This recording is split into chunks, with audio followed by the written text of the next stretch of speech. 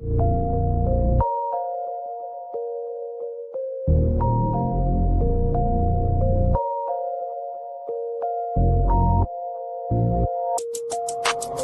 started jumping, what a day. Swear to God I need it, now I can't afford to wait. I just had a fan hit me up from Kuwait. Told him this would happen and we not a minute late. Seen him down bad, now they tryna hate. Same ones try to hit me for the raise. Got a mail, now they coming with a blaze. Check the numbers, fam, I swear I'm getting paid. I'm a Don just like the Perrier. It's my time when I'm looking at a face. On the low like I'm pushing up the pace. Come down and I'll meet them at a gate. Got a check and I bought myself a place. They get some money and they blow it on bait. I don't flex but I'm pushing all the weight. Told them all I swear I got it's what it takes. Phone started jumping, what a day. Swear to God I need it, now I can't afford to wait. I just had a fan hit me up from Kuwait. Told them this would happen and we not a minute late.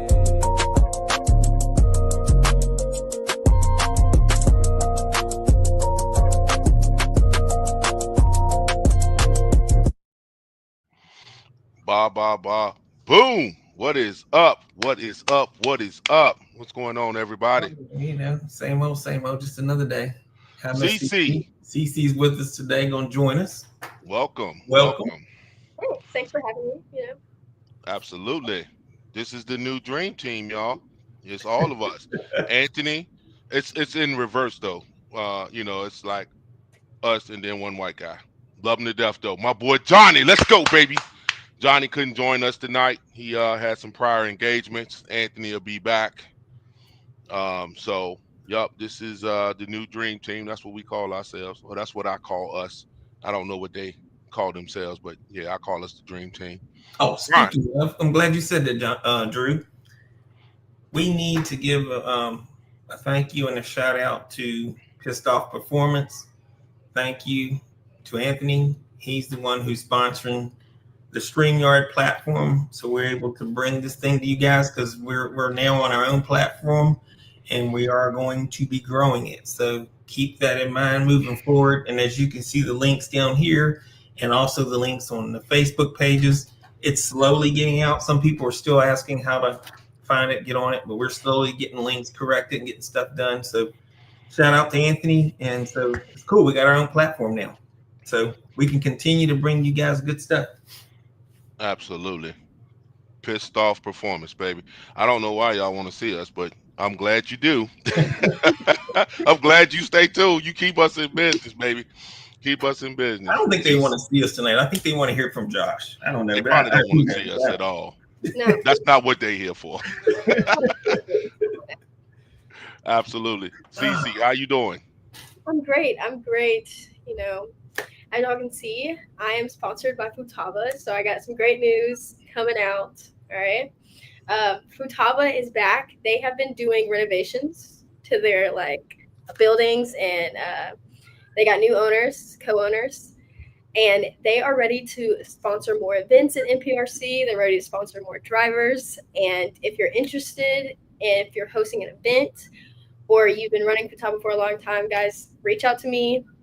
Let me see what I can do to make sure Futaba continues to help out our business. We need manufacturers and brands like Futaba, that have their products all around the world. It can really enhance our racing stuff. Wow. So, and how do we get in contact with you for this? How should we reach you? Message me on Facebook. Yeah. Okay, cool. So I'm gonna go ahead and send that now. As you know, I'm old school, baby. 7PX still going, but the button's missing right here. So I'm gonna need me a new 10 or something like that. So yeah, that's what's up. Brian, congratulations. I think you said you got second this weekend in VXL. Yeah, I suck. I got second and third. This dude. Come on. Hey, great job, Brian. You know what? I'm not even gonna start up on you. Great job. Second and third. That's first loser and second loser, but I got you.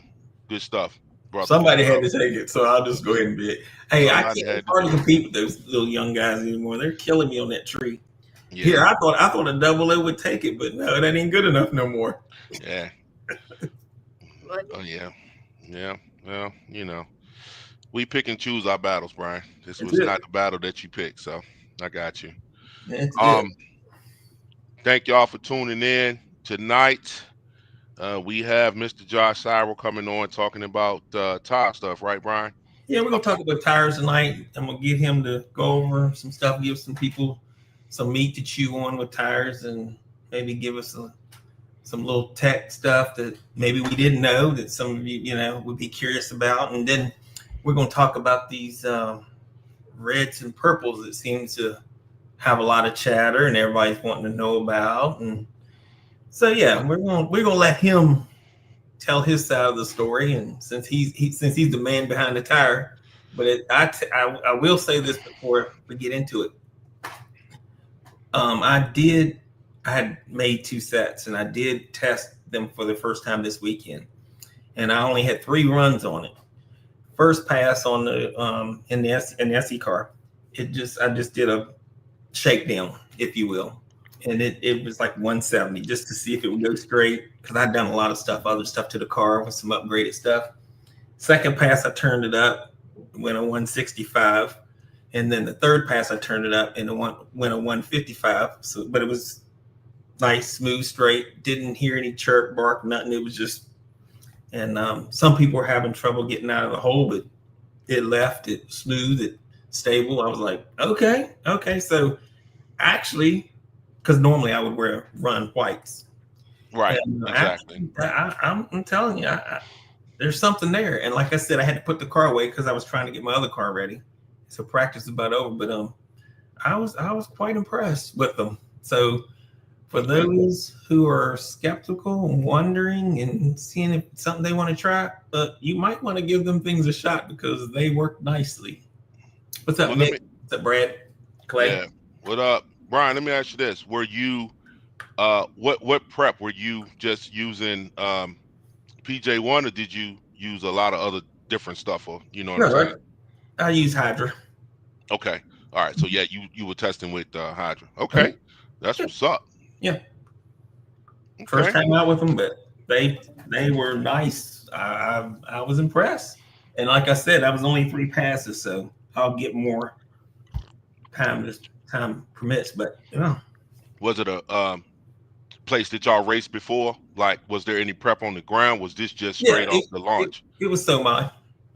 Oh, it's SoMod. Okay. All right. I got you. And while we were doing our testing for the other stuff, I just took it out there in between times and just got 3 hits on it just to see what it'd do. Nice. Yeah. Yeah. Okay. All right. That's what's up. Anything else? Using testing wisely. What'd you say, CC? No, but shout out to all the people in Miami that won this weekend. Alan, great job. You won. There was 2 races this weekend, SoMod and Maui, and there was a lot of fast racing all weekend. So congratulations to all the people who won. Yeah, I don't absolutely. have Yep, congrats. Clay, what's up? What's up? Brad, what's happening? Nick, that's my boy. What's up? Power Mad. Look, man, I sit beside me and Power Mad, boy. He is on it, bro. He had him a couple of wins, but his wife was like, they coming, baby. They coming. Yeah. She was like, we ready. Like, she was in the car with him. She be cleaning tires and everything. So shout out to her. She celebrates them wins, baby. Good stuff, y'all. All right, Brian. He's amazing. He's cool. All right. Hey, Caitlin. All right, guys, let's go ahead without further ado. Let's bring on the man, the myth, and I guess he is a legend. Let's just bring on Josh. What's going on, Josh? What's up, going man? on?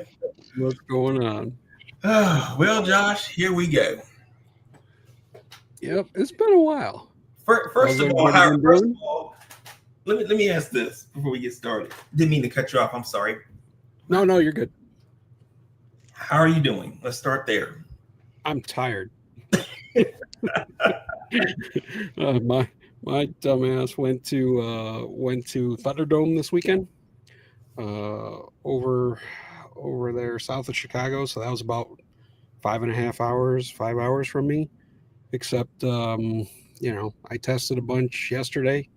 So thanks to Mr. Jim Dieter for opening his track so I could torment it for a while there and get some extra running in. I tell you what, I saw that video. That was impressive. I tell you what, I was like, that's some nice driving. I'm rusty. That's not so good. I got some work to do if I want to run with the kids this year. That's for sure. So, but no, it was all right. So I got to learn some, test out some of the new stuff we made for the on-road program, which I'm extremely happy with. I think we're going to have a super, super good year with that. But I promised my wife I'd get home, right after we were done. I wanted to leave, where I kind of could get through some Chicago traffic. Mm-hmm. So I left at 6. I didn't get home until like 4:30 in the morning with all the thunderstorms and rain, and I was tired, and I pulled over and stopped and slept at a gas station a bit, and I was watching guys hydroplane and fly off the road and dodging spinning Jeeps, and so it was an adventure to get home. So needless to say, I got home at like 4:30 in the morning, and operating on a few hours of sleep in the car, a few hours here at home, but I'm definitely it's like a bad flight as far as almost like jet lag, just tired. So not bad. Yeah. So, but yeah, other than that, like I said, all the testing went well on that stuff. So just kind of come home, catch up with Ken on what drawings I had to hurry up and get done so we can get some more bits ordered and start getting ready for the next on-road races for me coming up. So I'm sure, as you guys know, you haven't seen me at any of the drag races this year. Yeah. I went to Vegas last year, and after that, I think I might have went out by Rick once when he was testing, maybe April or so, and basically said, yeah, you guys don't need me this year. I've done my homework on the tire side. They were happy with what they had, and so I kind of turned and focused my way over to the on-road side. Ran a bunch of off-road, ran that vintage Legends race with that. Yeah, got to see a bunch of guys I grew up, chasing. So it was a really good time. Well, so to put it lightly, yes, I think they're doing just fine. I don't think they need your help.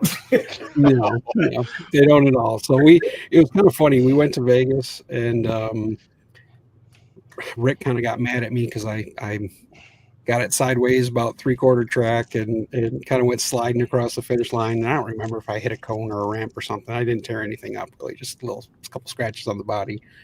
And we got a little bit of argument about tunes and radio setup and whatnot. And not a big deal, but later on, we kind of, after the event, we went through everything from the race, and I just kind of outlined what I had saw, some of the mistakes that I thought, as a group we were making with, tires, with tunes, with all the different stuff. And like I said, when I think I went out to Pontiac once, he's like, I got it. I figured it out. I was like, okay. And I saw him like, yeah, okay, you figured it out. You fixed all the stuff I was complaining about. Like, you got it. You don't need me. So, I didn't tell him what to do. I just kind of gave him, my input of what I saw, and he's one of the best. So he put in the work, and he's got it dialed in pretty good now. So I wish all of you guys luck catching him, because I know on the carpet oval side, racing against him for years. Yeah. When he gets his stuff figured out, I know it's gonna be like this for a while. I look forward to keep. Yeah, I mean, unless he blows up a car and shut down, and has trouble getting stuff back together or something.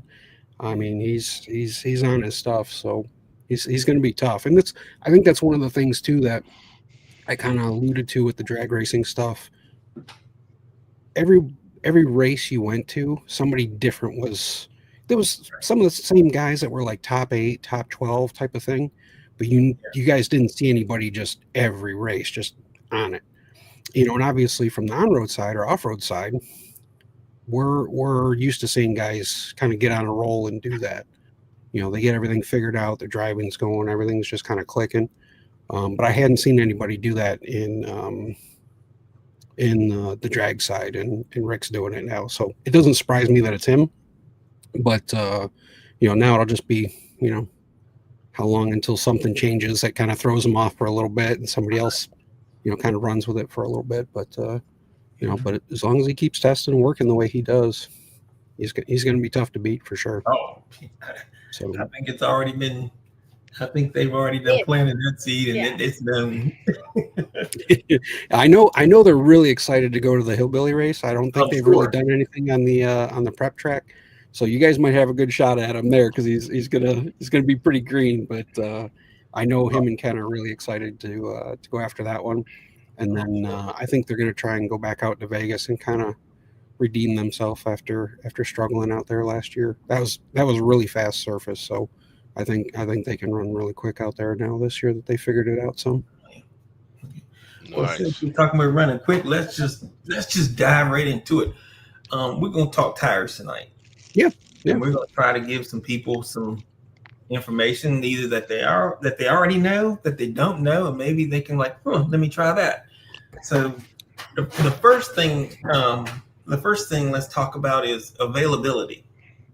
It seems like okay, yeah, go ahead, take it. So we've been doing pretty good on that until Rick and Ken have gone on this run, and to be honest,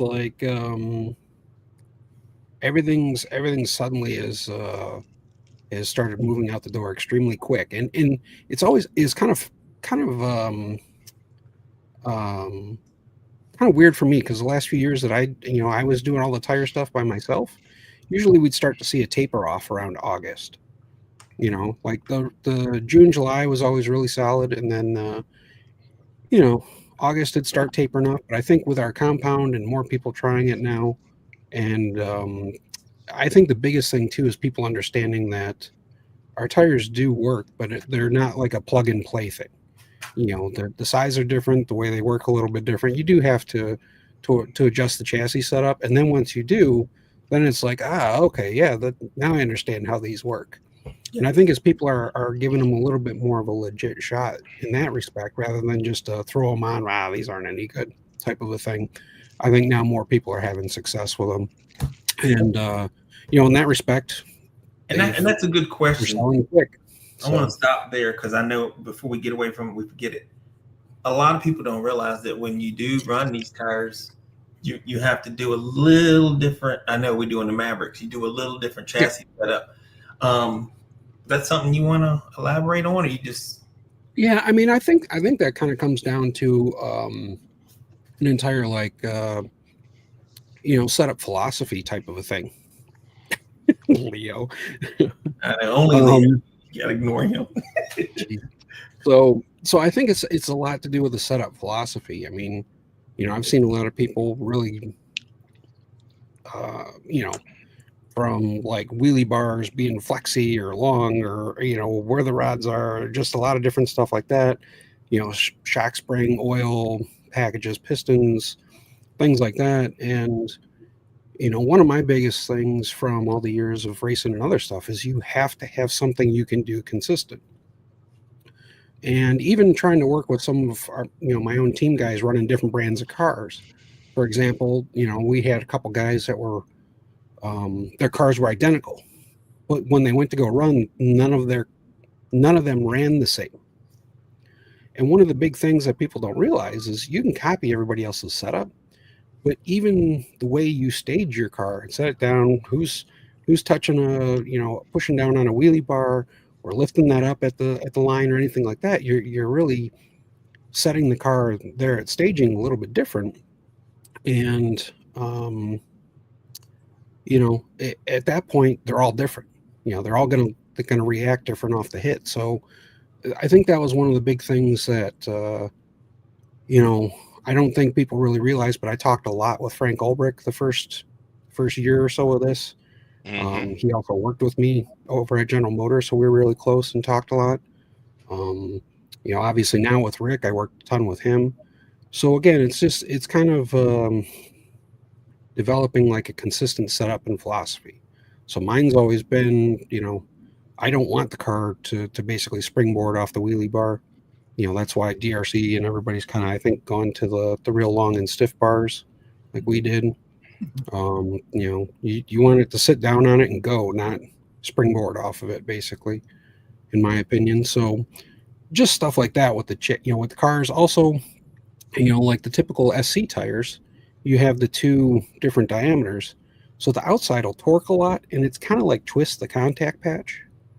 Where ours with the equal, both sides, wrinkle up like a normal drag tire. So just some of the dynamics of the way that the tires, sit down and accelerate off the line is different. And that's where, we had to go into like the pro foams and things like that to control how we were allowing the tire to sit down and wrinkle the sidewall and that kind of stuff. So that's where I felt like rim wise we were solid. Foam wise, we had enough good options that we were pretty solid. But I still felt last year that while the white compound was decent, I still felt we were missing something there. And compounds, I mean, you can always make them better. There's so many chemicals and so many different things that you can do with them. So, it's always going to be something that we're going to chase and continue to try to evaluate it and see if we can come up with a better blend and improve. But for now what we have is really good. So that's, to be honest, I've kind of shelved all the drag stuff for the moment, and I got about 100 other things that Ken's got me pointed after to figure out. But that's also the kind of fun part with it is I can go into our F1 and touring car tires or World GT tires now, or I can work on some off-road tires or things like that we're going to have coming. So each step along the way, it kind of opens a door of compounds, blends, materials, and then from there, when I do circle back to the drag stuff or vice versa, whatever, I wonder how that works with the drag stuff, how it reacts with the prep, the conditioners that everybody uses. So it just, in my opinion, the more that I'm able to kind of dabble in, the more that it really helps me just continue to learn and evolve what we can do and kind of take away limitations that I might not, know just because I'm only working on the drag stuff or something like that. So in that respect, it's a lot of work to try and kind of keep it straight in my head between everything. But at the same time, like, I think it's super beneficial for us as a brand and a company and developing product moving forward. Gotcha. And then, and you know what? I'll tell you what, let's do this tonight real quick. Let's say we got pink, we got reds, and what other we got? We're missing one. So white is gone. White is discontinued. Yeah, we'll talk about that too. Yep. Red has been so good in everything we've run that we've discontinued white. I think Ken told me that the oranges are gone. He's not reordering oranges. Are going to be discontinued as well. Oranges are gone. I believe there's still some purples and some pinks left, but very few purples left anymore. I don't think those will return once those are gone. Wow. And pinks are still there for the moment. Okay. CZ, you act like you got something you want to say. You want to? Yeah, there might be something. I do, because replace them. The first tires I had were purples. Okay. And let me tell you, I ran purples so much in Pro Stock, they banned those tires. They banned them. They were like, oh, they're eco fast. Yep. They banned them. They banned them in my local Pro Stock. They're like, hey, you cannot run them because you're killing all of us. Yeah, I heard that a lot. My actually, Pro which is Stock kind of funny. That's not right. They're a cheat code. Yeah, it was kind of funny to me because our tires have always been good as far as wear and durability since the original batch. Obviously, I took a pretty good pounding there for a while on the first ones, but I think everybody in the drag community has realized that I was good on my word. I fixed my stuff. I do feel we have the best tire now, especially on the durability and consistency side and that type of thing. So I think, I think everybody knows that I said I was going to fix it. I fixed it.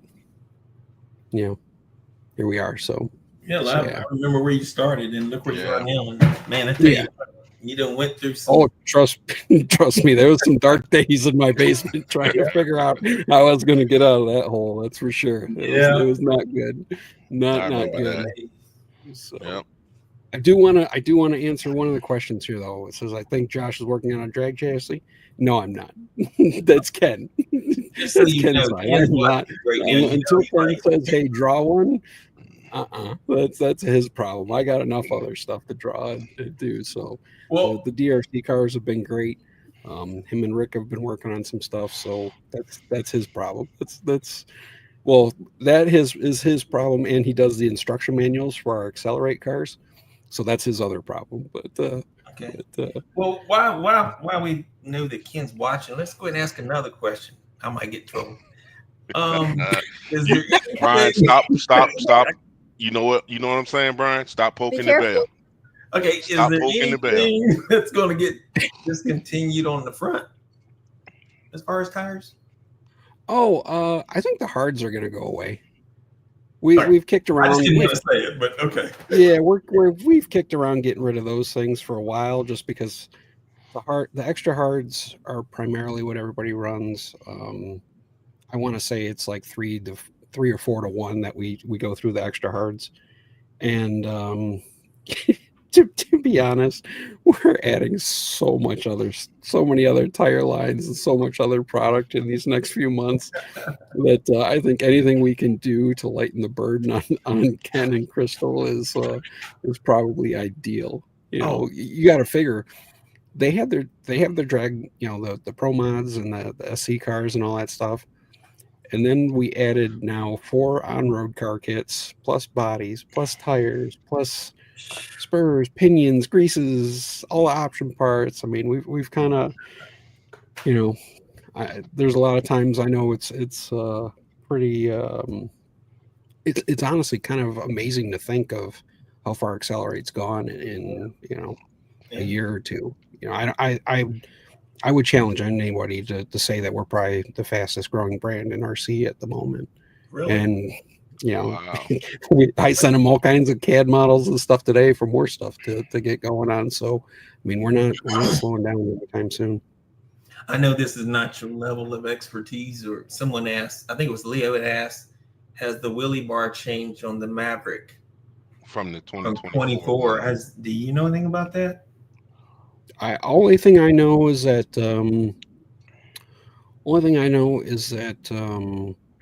they made the real long carbon one with the inserts and that. Right. I don't know if anything else has changed. I don't think so. Okay. But I could be wrong. See, if I don't know. I honestly haven't looked at it at all. Yeah, if Ken had came on tonight, he could answer these questions. See, he just he don't want to. He's I know. Actually, I don't know if nothing changed on the wheelie bar. He may be at work just answering on his phone. There you go. So that's probably why. And Rick is shy. He's down in his basement rebuilding his transmission for the 5th time tonight. So and the other question was, where's it at? Do the reds work well with the black inserts? I think again the red and black or purple inserts, I think a lot of that depends on your grip. It also depends on the car setup. Like for example, if you talk to like Dave Taylor who runs our tires, Dave always tends to run a little bit firmer, either tire and or insert. Just the way he sets up his car, possibly weight wise, suspension wise, that. So I think really the inserts are something that someone has to work. What do you think I was doing? I was working, I promise. I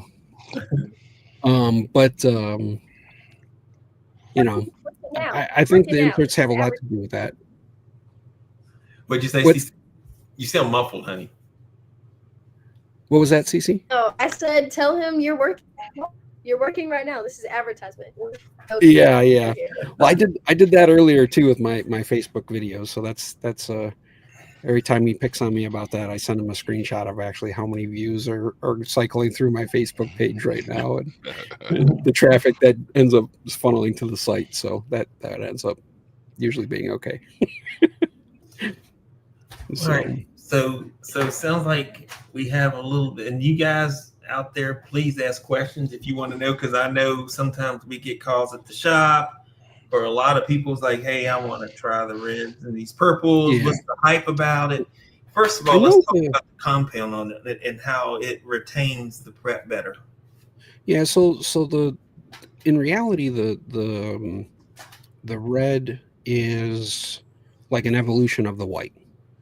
A high percentage of what's there in the red is the same as the white. But there's different things that you can do, obviously, in the compounds, and it's just a matter of like,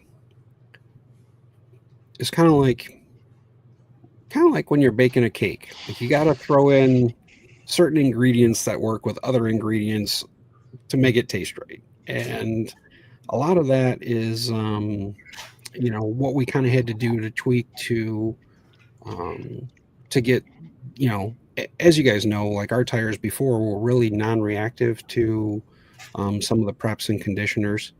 In some situations, we did have trouble with preps adhering. So it was one of those things to where we had to. I don't think if we were going turn car racing or some other things, maybe the way that we went wouldn't be quite as ideal. However, with the way we went, it really works much better with the different conditioners. I've heard a lot of guys talking about Zook's soft and grippy. I would guess like Invigorate and some of those things from Red Monster are pretty good also. But I do know that the whole purpose of it was to make the prep pretty much a pain in the butt to get off the tire. We wanted it on there type of a thing. So I think that's been the biggest thing that's been improved with the combination that we changed to. So that was the main focus. There's still a few things that I would like improved. So I kind of gave them directions on a few things to test, and they said that they didn't achieve quite what I was looking for on their end. So I know they're still doing a little bit of work in between running all the production and stuff on what I'm looking forward to still try and improve it. So Okay, now that's a perfect segue. Let's take it into heat. Yep. This day and time, everybody's heating their tires. Yeah. Would you say that these reds retain or do better heat? I know some you can mess up the belt. I will say that was one of our problems with our tires from the beginning. Is some of the compound and some of the chemicals that we had in it, when you would heat it to a certain point, some of those things would release. And when you're in like on-road tires or things like that, it almost works as like a safety mechanism. So as those chemicals like degas are released from the tire, it basically keeps you from overheating the rubber, and the turn cars, on-road cars will slide around a little bit more. So it's almost like a safety mechanism. Like, hey, we're too hot. We're not going to work for you anymore. You're going to slide around, back off, cool down, and you'll work. So that was a little bit of a problem where we saw where if the guys went a little too hot at the starting line, it set the cars down and go 5 feet, and there's no prep on the tires, and they're doing a donut. So each progression that we had on the tires, like the whites got better, but the reds are a massive step because we were able to have basically to get the softness and adhesion that we wanted, but get a lot of that other chemical out that was kind of causing that issue. So that was the main the main driver to get those to work. So Joe, your problem is you just need to switch to the reds with the purple pro foams, and I think that'll take your yeah. If he's running the V1 greens, yeah. Honestly, for the record, I want everybody to see that right there. That a V1 green ran a 159 and he didn't blow it up. I don't even know how that's possible. So wait a minute. That right there, like anybody was yelling at me before, like seriously, look at that. Are you saying 140, 145? Then the accelerators can take that heat? Oh yeah. Okay. Yeah.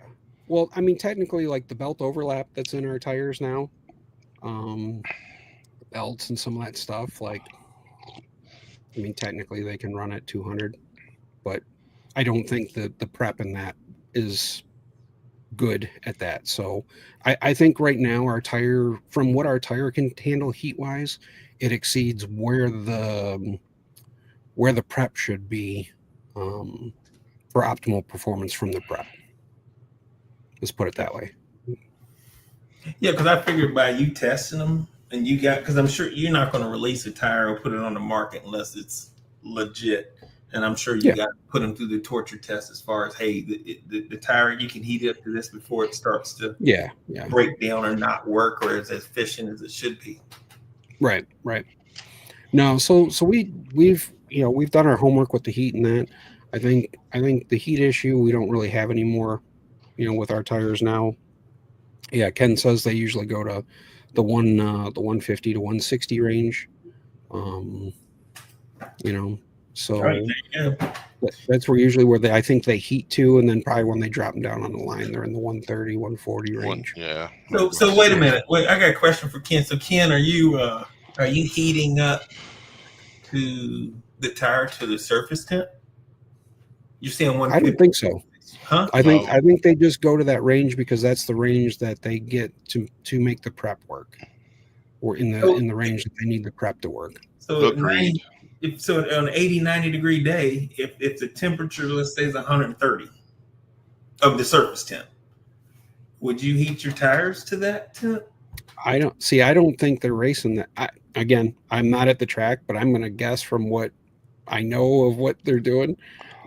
I don't think that if the track temp or that is different, I think what prep they use underneath, or as their base coats, basically changes. So I think I don't know if it's even since the last time I went, all the prep names have changed. So I don't know if it's Get Paid or whatever version of Unicorn or whatever. Like, everything's changed so much since like I said, I've only not been to the track in like 9 months. All right, here we go. And oops, I'm sorry, CC. Okay, I think we got it. Leave the button alone, both you guys. Leave it alone, okay? Put down the button and walk away. There's your answer. Yep. Yeah, so I think all they're doing is just changing, like I said, between like Get Paid or whatever product they're using, whether it's, some of Jeff's different blends or whatever. And again, that side of it, I don't know. I don't care. It's been working. I leave them alone. That's a major secret, though. So that's what I'm saying. People, there it is, guys. It's coming from the 3-time. Right here. You got it. Yeah. You want it. You got it.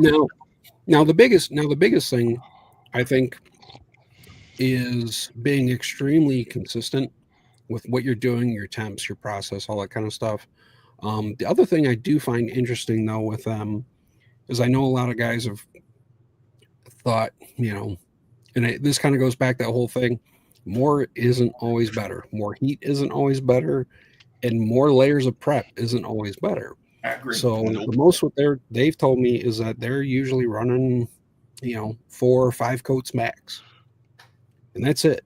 Really, if you're starting to put on, 2-3 mil worth of glue on your tires, the glue's not going to save you at that point. Right. You got to back it off. So, Gabriel, I think so.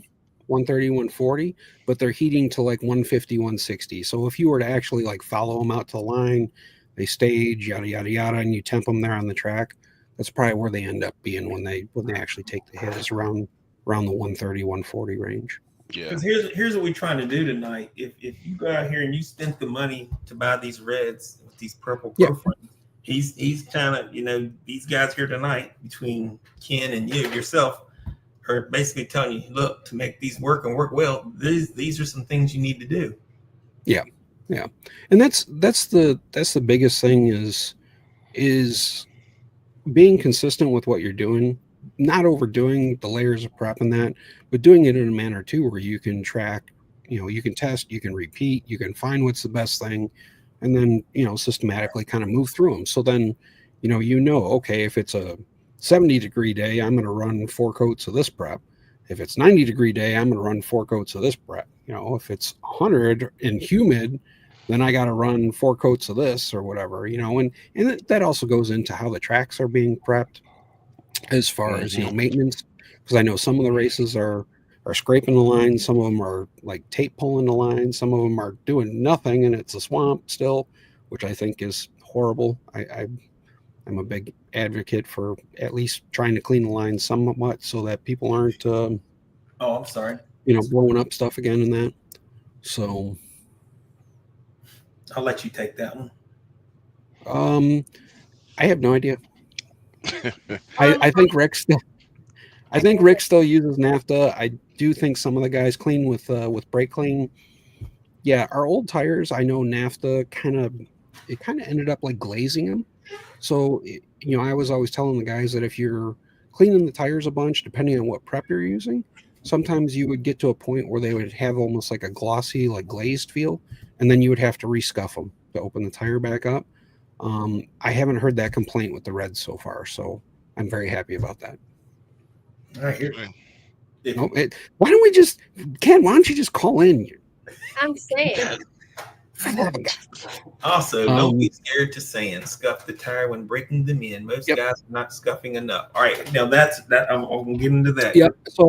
So I was originally going to go out by Rick. I was because I know some people think that we give like Rick like unlimited boxes of tires, which is absolutely hilarious to me because I glue all Rick's tires, and trust me, my hands would fall apart if I was doing that for Rick. But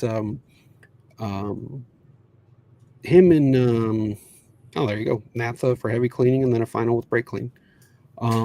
So Rick does scuff the tire a lot, and it's usually he's got like one of those old school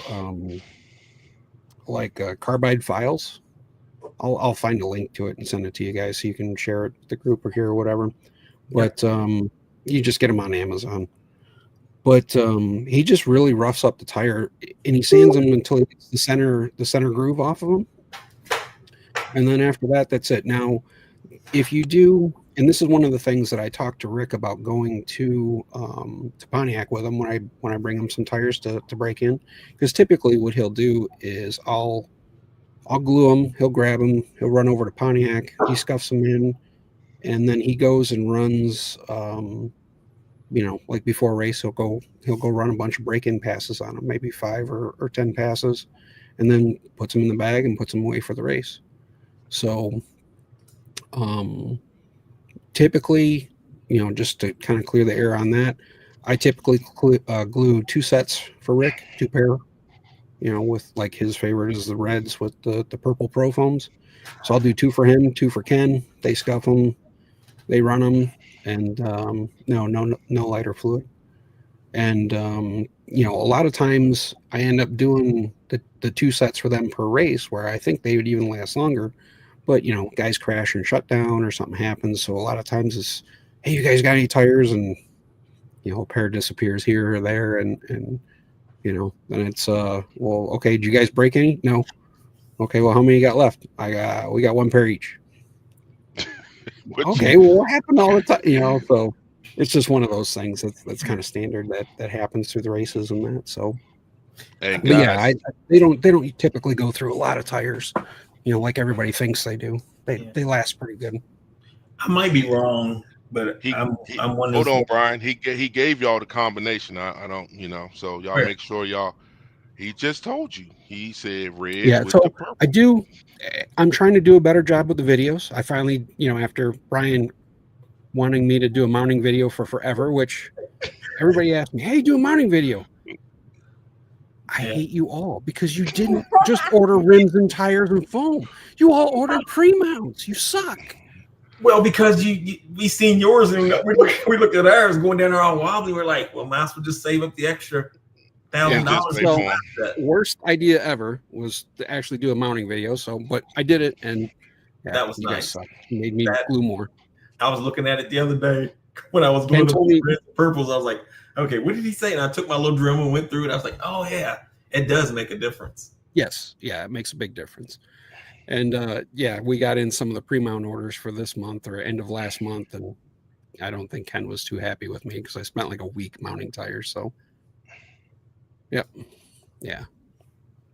So So typically, I don't have to mount too many tires for those guys unless they're crashing and shut down. So I think yeah. one thing we've learned here tonight is tires make go ahead. I was going to say I do plan on trying to run out by Rick when he does get some tires. I think for the hillbilly race. So I did plan on like, okay, here's your tires. I'm going to record you scuffing them because I had a bunch of people asking me like, how much does he scuff them? Is he scuffing them over the like rolling the corner, down to like the top of the X? Because I had done that on some tires for some people to try. I don't know how he's doing them. If you do sand them, I personally, the ones that I had done in the past, I like using like the 80 grit drywall like mesh stuff. Just because the rubber kind of goes up into that rather than balling up on the tire. And some of them I did, if you roll like over the top of the sidewall down to the top of the X, it actually really softens the tire. And it's just enough to break open the, like the skin, the top surface on it. So yeah, it makes a pretty good difference. You'd be amazed just scuffing over the edge how much softer it makes the tire feel. So I wanted to do that with him with scuffing tires, just kind of a basic prep process that he does again on a video. And then I wanted to show a trick for some of the guys because I know our tires are pretty stretched, so they end up being pretty crowned, pretty domed, which is great for prep racing. But I don't know if that's 100% ideal for dry tire racing. So I was going to show people how they can basically carefully, hopefully, so nobody injures themselves, but basically cut a pro foam just a little bit to have a little clearance to the wheel. And then what you'll do is you'll mount the back bead first on the inner edge of the mounting bead. So you'll basically skinny up.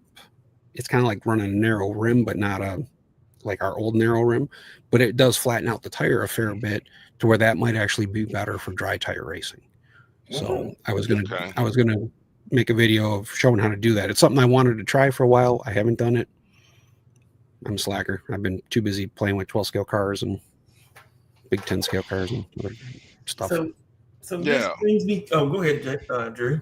So let's talk about that though. So you said you had a couple of cars that come out like touring cars and 12 scale. Yeah, so we have our 12 scale car. We have a Formula One car. We have what they call a World GT car, and then we just made. I don't know if my camera will pick it up because I got my mess behind me. Just made these crazy things. So that's the video that I posted, the 10 scale pan car today. Oh, okay. So we dropped those because we used to race those.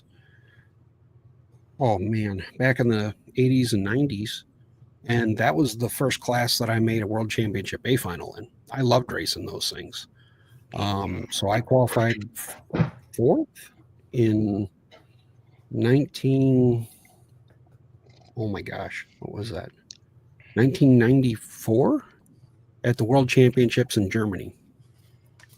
And so I actually ended up being like what they crowned like junior world champion, the highest finisher under 18 or 16 or something like that. Wow. But the next worlds 2 years later, I qualified second and finished third. So for me, it was always one of my stronger and favorite classes. And the cars got extremely fast. Carpet Nationals down in Florida in around 2000. The guy crashed at the end of the straightaway and I think stuffed one through the drywall at the at the hall that we were in, and they were afraid that we were going to kill someone. I was TQ at that time, and they just literally went by the qualifying order at that time and handed out the TQ trophy and the winner trophy to me, and they just went off qualifying order and said, "You guys are done. You're not going to kill anyone. We're not going to have anybody injured. We're not going to be sued. So you guys are done." And we literally have never ran it before. So I won the last national championship for these cars, and they stopped running them after that. So kind of a bummer because it was actually one of my favorite and one of the best classes I was at racing. But yeah, every once in a while, every few years, some of the older guys, we need to run Pro 10, and we bust them out and It's always track size limited. So, Jim Dieter's got a good sized track over there at the Thunderdome, him and Dan Lewis. And so they've been starting to run them. They've been pulling out all the old cars from the 80s and 90s, and guys have been running them. So they were bugging me to make a car. So we made one, and it actually worked really well, and it's been fun. So they're running them with 17.5, so they're sane speed. I wanted to, be ridiculous, because why not? So that's got a 5.5 in it with a bunch of turbo and boost, and it pretty much just spins the tires everywhere and slides around. So it'd probably be a lot faster if I didn't melt the tires off of it in 5 minutes. But yeah, I have a question. Yeah.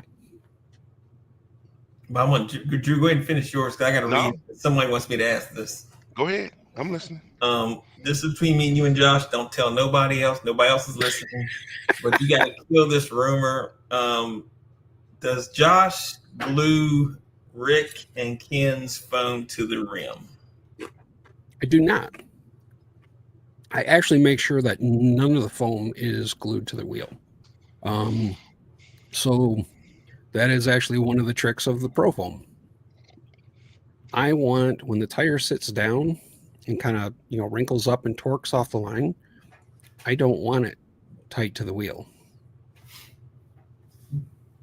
because it makes more traction when it's not. So do you agree that the foam moves inside the tire as it's spinning? Oh, yeah. Okay. So. Oh, yeah. It moves a lot.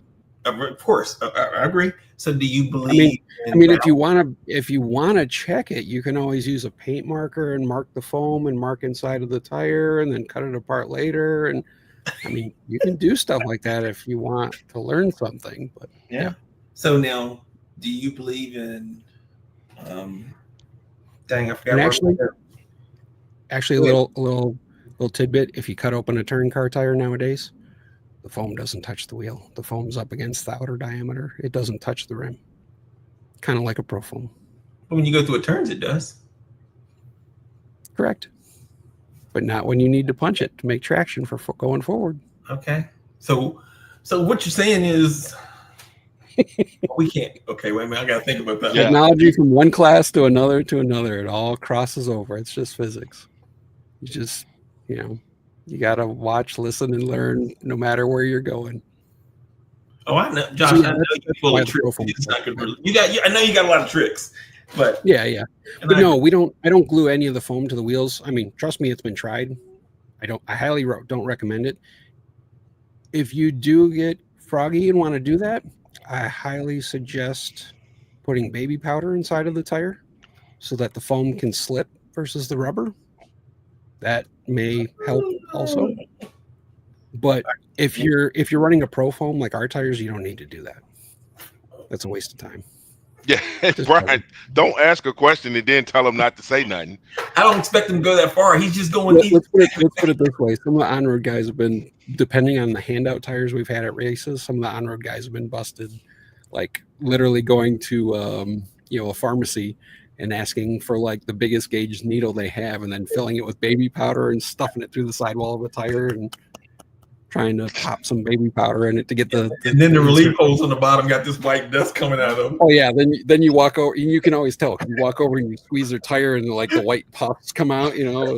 So the one guy I nicknamed Puff the Magic Dragon, because he'd walk up and squeeze his tires, and you'd see all the powder coming out of his tires. Yeah. All right, I got one more thing. Lots of tricks. The touring car guys and oval racers, which Mr. Talbot is an oval racer, they always got some of the coolest tricks on figuring out ways to make stuff go fast that you really don't know that they're doing it until you pay attention.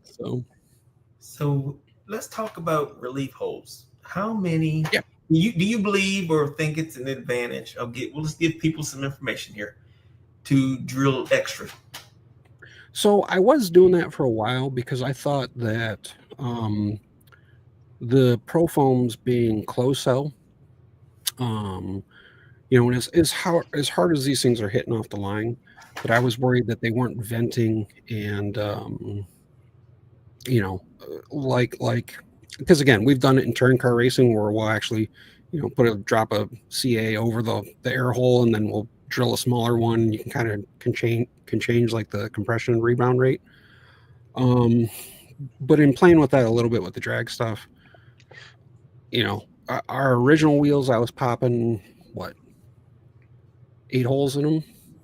We first did the pro foams because I was really worried about that. I was worried about the pro foam sealing up on the edge of the tire, so I was even going as far as drilling holes in the pro foams when I was mounting them, and then putting extra holes in the rims. I did some for Rick now with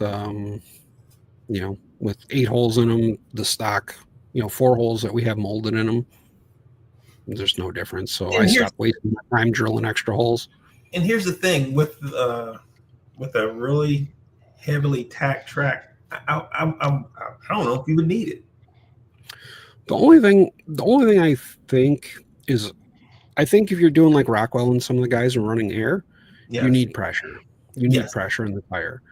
If you're not and you're just reliant on foam, I think you just want the air to breathe, free flow, and you don't want to try and like restrict that or change that.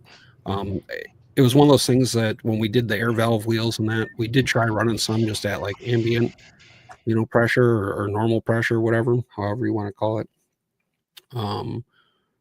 And the cars did some really weird stuff, because as the tire wants to compress and shift, or if you get any wheel spin or hop, it almost like turned itself into an egg, and it would just start wheel hopping and chattering really nasty. And it just, I always found like you wanted to have at least, like 0.6 of a PSI in there just to keep it from bouncing or doing anything weird. So I thought that was really important. So, but yeah, for me, if we're running on foam, I would rather just have them well vented and rely on the foam to do its job. Let the air get out of the way as fast as possible. Okay. Well, guys, I hope you're taking notes or go back and watch the show, because he's telling a lot of neat stuff, and he didn't really gave away the farm. To be honest with you, he gave it away. It's you guys, you just kind of heard some of the stuff that's been tested and tried, and makes a difference, doesn't make a difference. But the way that I mount our pro foams, or the way that I do our pre-mounts are how like Ken and Rick race them. They don't do anything. There's no baby powder in those. There's no crazy stuff like that. Right. So I think that one thing needs to be noted too, for those that don't know, the Pro Light wheels are lighter, so you got less rotational weight. So I just wanted to throw that out there for those that didn't know. Yeah, that was one of those things when we did pull the air valves out. It took out a couple grams. Yep. We added the pins for the P drives. And actually that's kind of how the whole partnership with Ken and I started. Is I know that our Accelerate wheels with the air valves didn't really fit on the Maverick very well. There was some clearance issues with the hubs. Yep. Ken tried the tires, he liked them, but he wanted wheels that would clear without them having to Dremel off the air valve port.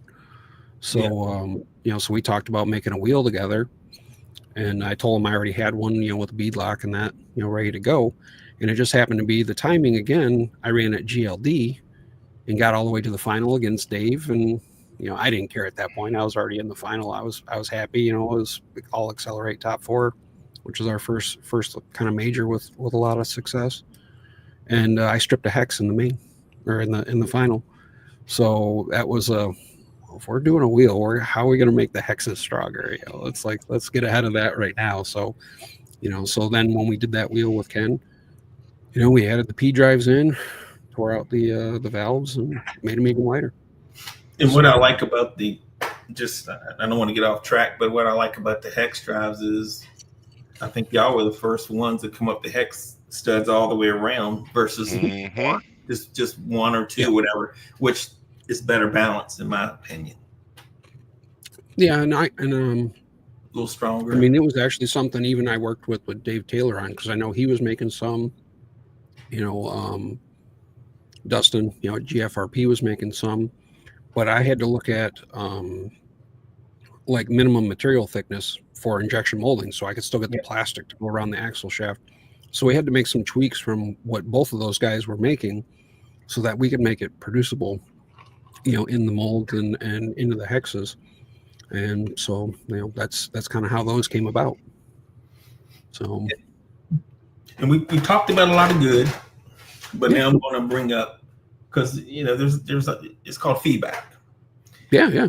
And All a lot good. of times, being me and Lucas, being at the hobby shop and being at the tracks out there with the people, we get the good and the bad. We hear. So the only thing I've heard, and this is something you might be able to address the crowd tonight. What do you think about the people that are inside of the wheels are scraping on the hub carriers? What do you think that comes with? Can you put a wider hex on there? Because I know we got different millimeter hexes. Or would you say their setup is wrong as far as their pin in the hub carrier? I'm not really sure, because I think it really depends on the car. I know, like on the Maverick, I think we use a different hole location in the rear hub that gives extra clearance. 7-scale wheels. What? Well, Yeah. those aren't made out of the right plastic for what you guys are doing, to be honest. But you guys can bug Ken to make those, because I can do that. Uh-oh. They may even already be drawn. Uh-oh. Just saying. But heck, he's into everything else. Might as well make it for that. For the 7-scale stuff too. And they'll look a lot better. There might even be some other stuff for that category sitting over here that's being worked on. But yeah, I mean, that's the only thing is obviously we can't change the wheels at this point. The molds are done. Yeah, so I know Ken, with our car, the hubs moved up. I don't think the R1 car has issues. I know those hubs are, they use like B6 style hubs, so that pin is pretty far away from the wheel. So I'm not sure what cars might be hitting the wheels. And it could be what Ken just alluded to right there. A lot of people are just not realizing, if they had another brand wheel, I'm not calling yeah. Now, if they have another brand wheel, they switch over and try the accelerator, like it don't work. Well, there's a couple things you have to do. To be honest, it's probably a Drag Race Concepts wheel that has a different tire on it. But yeah, there's a little less clearance with our equal bead tire. So yeah. Well, I don't have that. But again, that's a good thing to hear, because that means that more people are trying them. So yeah. Just want to let you know some of that we've heard. Yeah. So I'm okay with that. Huh. And then just so you know, this guy here, Dynatech, he sent us that he's using y'all's wheel, and he's putting a foam on there so we can test what he wants us to. Well, he's actually selling them, testing the. I've seen them. Okay, so it's good that he's using y'all's wheel. He said he said it's the truest wheel that he's had or used, and he believes in them. So that's all he uses is DRC wheels. Good. Nice. So now all of a sudden here comes the I didn't say those plans. I just said I drew them and sent them to Ken. You can bug him if you guys actually want them. Okay, here we go. I think Ken has learned, if he leaves me alone and just gives me a list to draw, he gets a whole bunch of CAD models back. Then it's, he's got to draw straws on what he wants to make first. So, money is not unlimited, but and that's no limit, but we can make a lot of stuff. So it's just timing, To this. Who's Ken? That guy that's a couple comments right above you. My God. Hey, Mark, just calm down, buddy. We got you. Ken is that guy. Yeah, that one. He is the guy. He might not, if he's running 7-scale, he might not really know. That's for sure. Yeah. And I guess what is his title? He's this. Well, I told him. That's what I told him. I said, Rick and you guys got this figured out. It's time to go to 7-scale.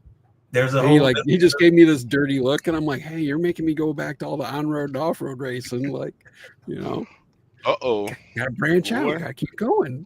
If y'all jump into that market, I have no idea. I'm on the on-road and off-road side. They call me in when they need me. Otherwise, Don't bug you. Yeah, don't bug me. I got enough stuff to do. So, Brian, when are you building your 7 scale? I'm not. If I do anything, I'll take my Maverick and I'll put the Dynotech Phone? I'll put them on there and go test it and just see how that works. But I'm not building. You're not gonna get out your sandbox. My only worry with those is obviously the 7 scale cars being all-wheel drive. They'll stop and shut down's okay. My only worry is, I know how sketchy the outlaw cars getting shut down as it is. I was worried about chunking or tearing up tires, foam tires, and shut down on some of the tracks. Have you guys seen those run? Has that been okay? Has that been an issue at all? Or has it been okay with them? Yes, I think honestly, 7 scale is awesome, and I think their tires can hold it. I think the foams, like the Dynotech kind of showed me with their tires, because I've ran them on my Outlaw car, that they're good. They're solid. Okay. What did you say? Yeah, that was my only concern when guys were talking about going to foam on the Outlaw cars, was just shut down. If somebody skids, or obviously Maumee always notoriously rough for shutdown, so running them at a place like that. But I mean, I also know the hobby shop up by me, Larry's, they actually run a lot of the 7 scale stuff. So they've tried to run 7 scale and Outlaw together, and just the tire dust, the foam on the road, that the two don't mix. You can't run an Outlaw car with all the foam, because you end up just tar and feathering them basically, and tire dust, and you're done. Yeah, you have to be on a smooth surface, but with the shutdown wise with 7 scale, they don't really have that. Yeah, the 7 scale should be awesome in shutdown. Yeah, and it's really because they need to be like on a smooth surface, while Outlaw needs to kind of be on a little rougher, honestly. Yeah, I could see those rims stripping with what you guys are doing. Because you got, again, it's kind of the evolution and where things start. You guys are running 7 scale cars that were kind of meant for bashing or meant for off-road, so the plastics are not used to, or not made for what you guys are putting into them. They're meant for flipping and tumbling and that kind of stuff, not that kind of load. So they're just the materials. I mean, the designs of the wheels are probably fine. It's just the materials are a little off. So is there any new oh, hey, here you go. You send that thing to me, I'm sending it right back. Come on. Hey, if there's a market, the worst part is they'll send that to me, and then it'll be like, "Hey, we got this in. You gotta go test it." When am I supposed to do this? I would bet, and I might be wrong, and Ken can answer if I'm wrong, or if I'm speaking out, but he would know, because he's the guy who sells this stuff and makes it. I would say that SE for him and others has dropped. The sales aren't what they used to be. I'll be honest, and this is going to sound crazy to some people, but I mean, obviously I've done the Accelerate stuff for a few years. Yeah. There was a drop off tire wise in that. We don't have that at the moment.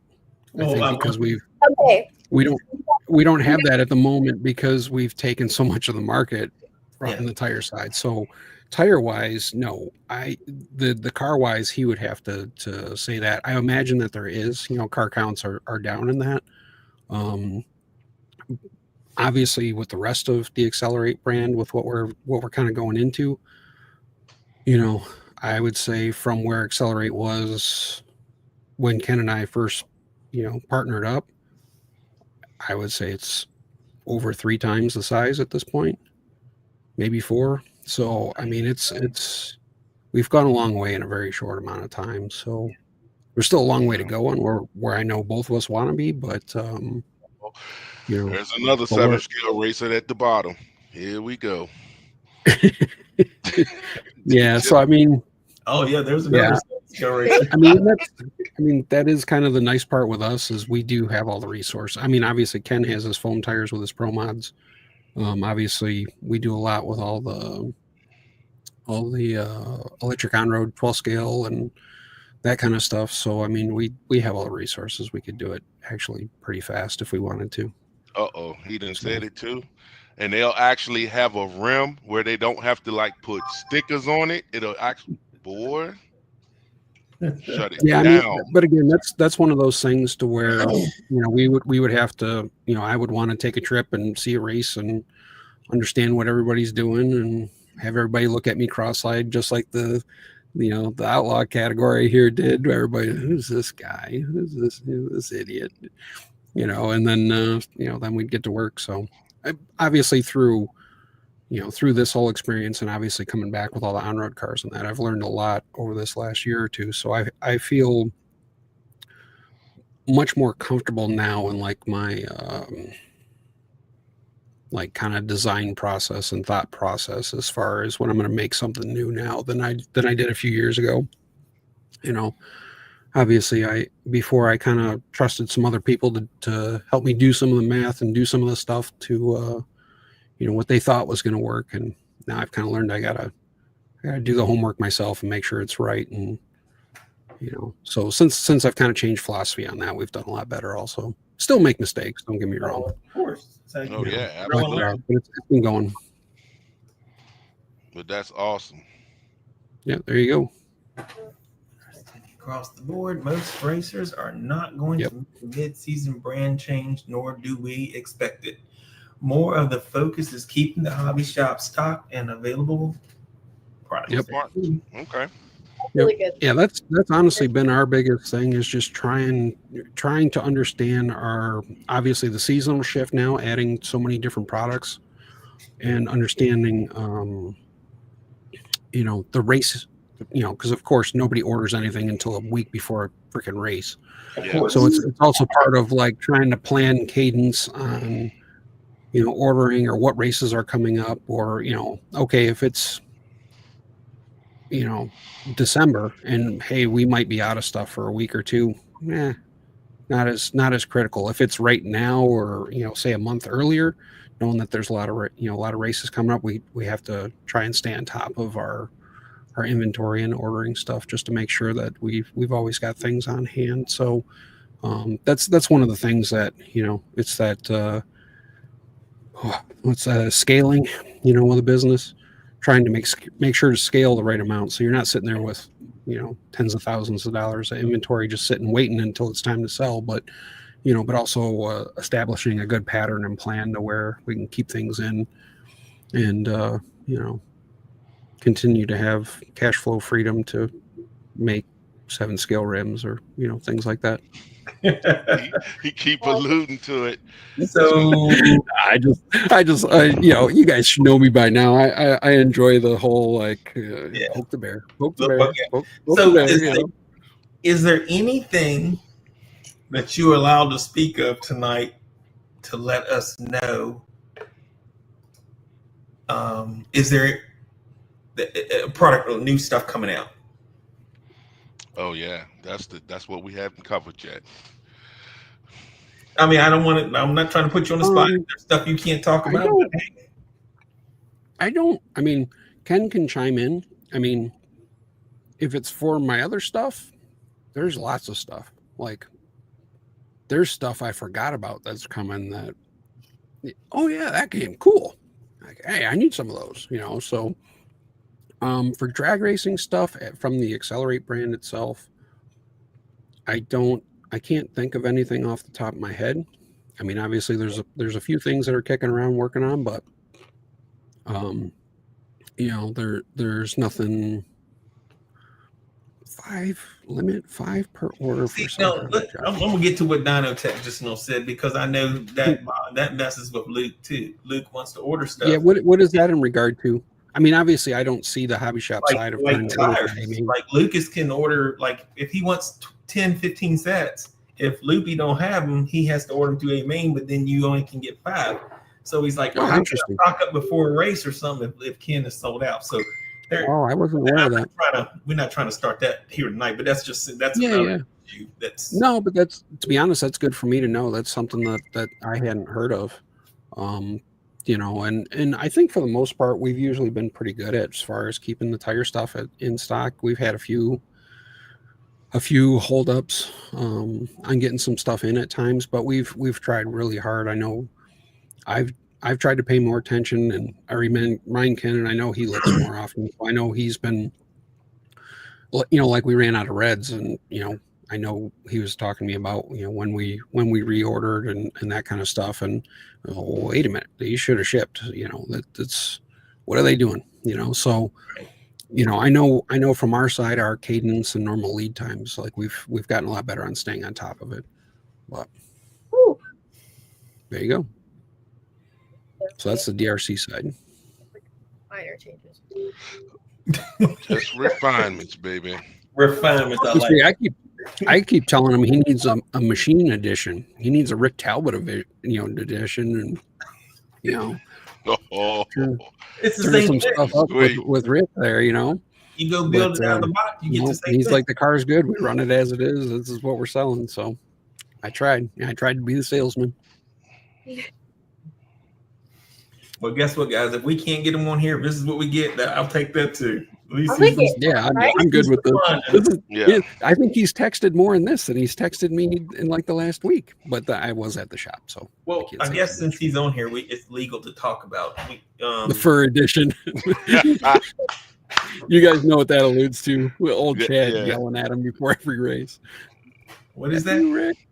The fur edition. Oh. F you, Rick.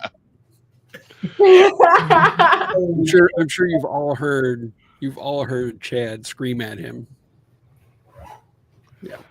I know some people saying that there's been parts out for the Maverick, new parts. Okay, so we can just go ahead and just hash that out here.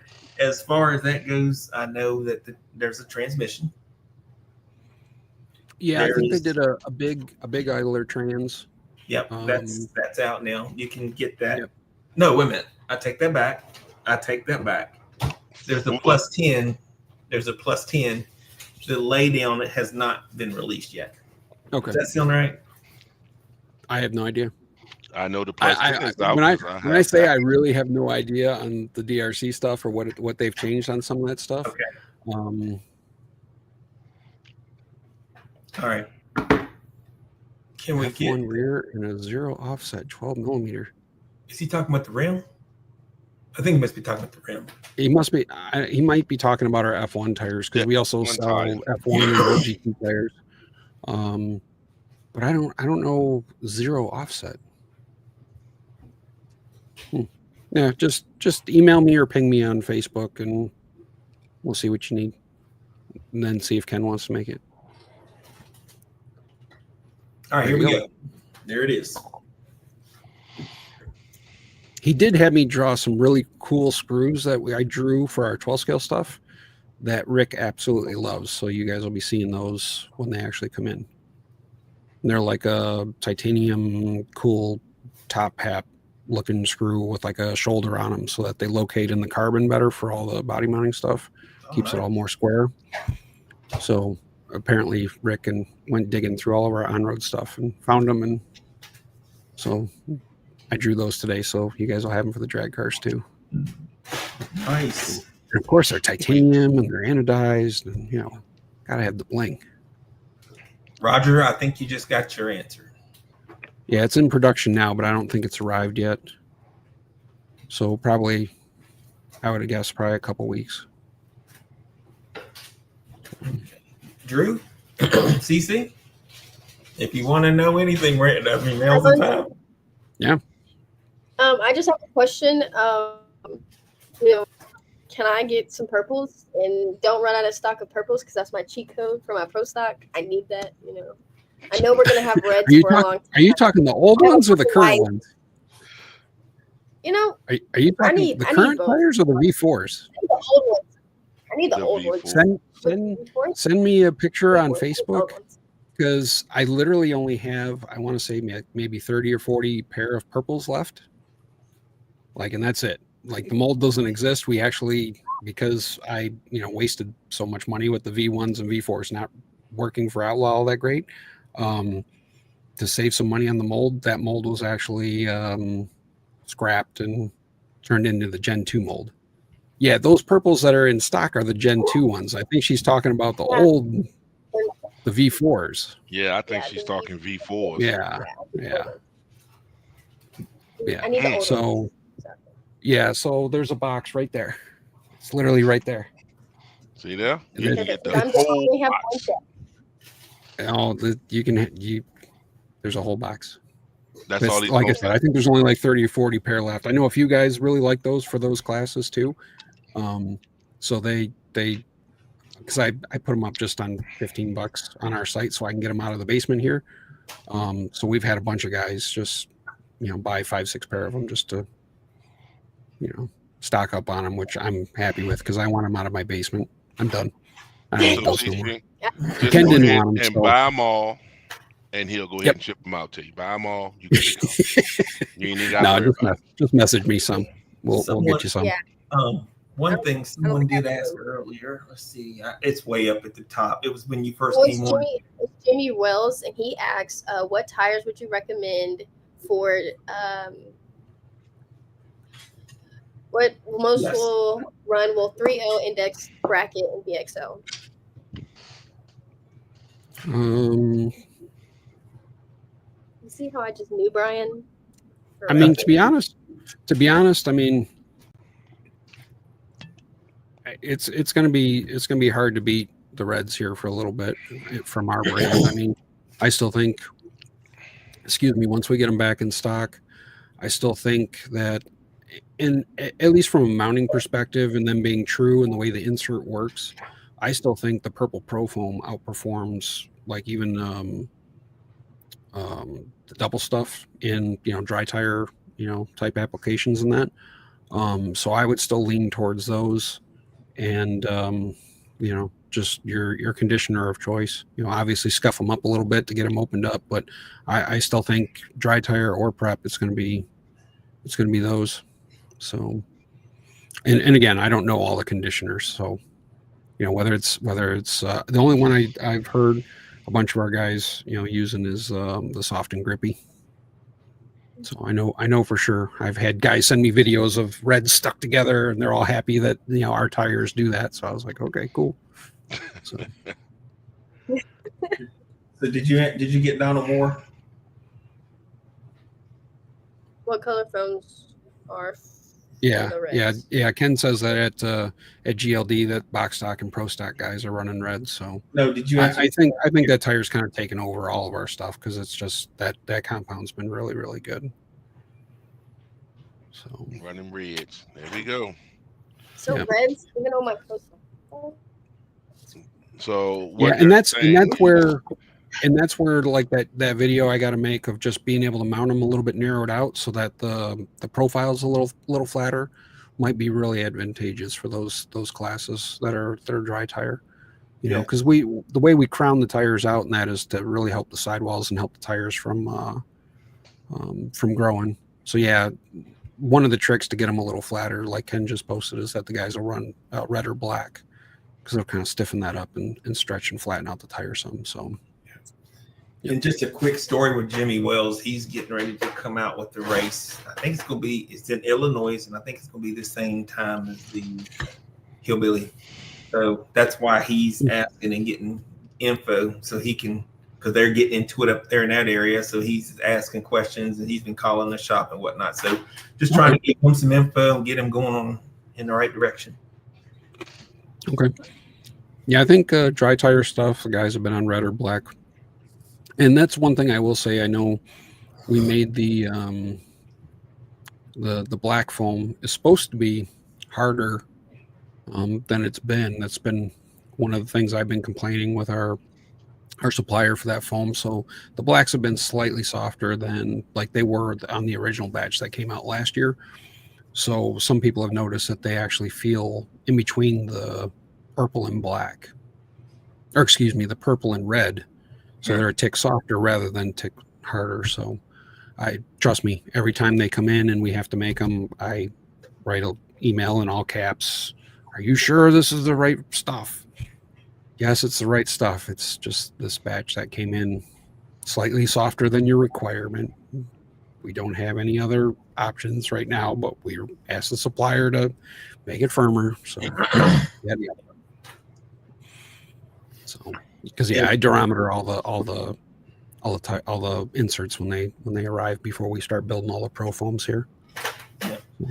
If you guys got any questions, now's the time to ask. We got with us Josh Cyrul, and we also have Ken in the background hovering around answering questions too. So now's the time. Next time we do this, I know how we're going to do this, Brian. We're going to have like an impromptu show when I go up to the shop, and I'm just going to. There you go. Like, hey, Ken, hey, look, we're on. And that's we'll see exactly if he punches me and runs or throws my phone across the shop or something. Yeah. But we'll try it that way. Ken didn't mention it, but I will. There's new linkages too for the Maverick. The titanium stuff? Yes. There's new linkages. Yeah. There's titanium linkage now with the little larger ball cups. So just want to throw that out there. Yep. Yeah, actually, we were laughing because Ken ordered those, and then we were building the Pro 10 car. And hey, look, some of the drag, purple tie rods are the same length. We don't have to order double. And then we sold way more of those things than we thought we would. I knew you would. And then it was, oh shoot, we got to order more tie rods now. Here we go. Here's a tech question. So the oranges. It's been really surface dependent. I know a lot of guys had success with them early, and then it seemed like they kind of faded away a little bit. To be honest, I kind of lost track of what guys were using for conditioners and things like that. I know the rules have changed for dry tire because I want to say they were good when they came out, and then all of a sudden we had moist tire. And, it kind of went down that way. And, to be honest, I've kind of lost track on that. So I don't know if any of our team guys could chime in on that or Ken or any of that. Because I've kind of lost track on those because, like I said, I remember actually it was probably the last time I was on here was a big discussion about moist tire and all the different this one sticks but this one doesn't string, but there you go, Orange Dream and from Get Stuck. Got it. See, again, that's something that didn't exist since I've been around, so I had no idea. Orange tires and Orange Dream from Get Stuck. Yep, that's awesome. Ken's got it covered. Yeah. You guys invited the wrong person on here. You should just had Ken. He won't come on. He didn't want to come on. Ken don't like to come on. That's fine, and that's fine. I respect that. I mean, not everybody. This is not their thing, but as long as he's chiming in, you on here, I don't mind. Yeah. I'm surprised my phone. I've got no text from him like yelling at me for like. He hasn't texted me any of that, so I must be doing okay. I haven't done anything to get myself in trouble yet. Oh, trust me, if he didn't like what I was saying, I'll be removed from the team already. Nah, you'd be fine. Oh man. The old purples are not, they're actually harder. Huh? They're actually the original like V4 purples. Yeah, they're actually hard. That's that was, believe it or not, we worked really hard trying to get those softer, and every version of those that they made that they tried to make softer, they were garbage, like horrible. Like set them down and do donuts. Like they were so like I think I finally gave up after like the fifth sample after those purples. I'm like, nope, we're going a different direction. These are junk. So wait a minute. No, I got some Orange Dream. Oh, he uses okay. White's pinks use Orange Dream, red soft and grippy. Yep. Gotcha. Yep. Heat to 150, 160, and sit on the line and go. You got it. No matter the check. No matter the check, Tim. Yep. And you don't, if you're going over 5 coats of prep,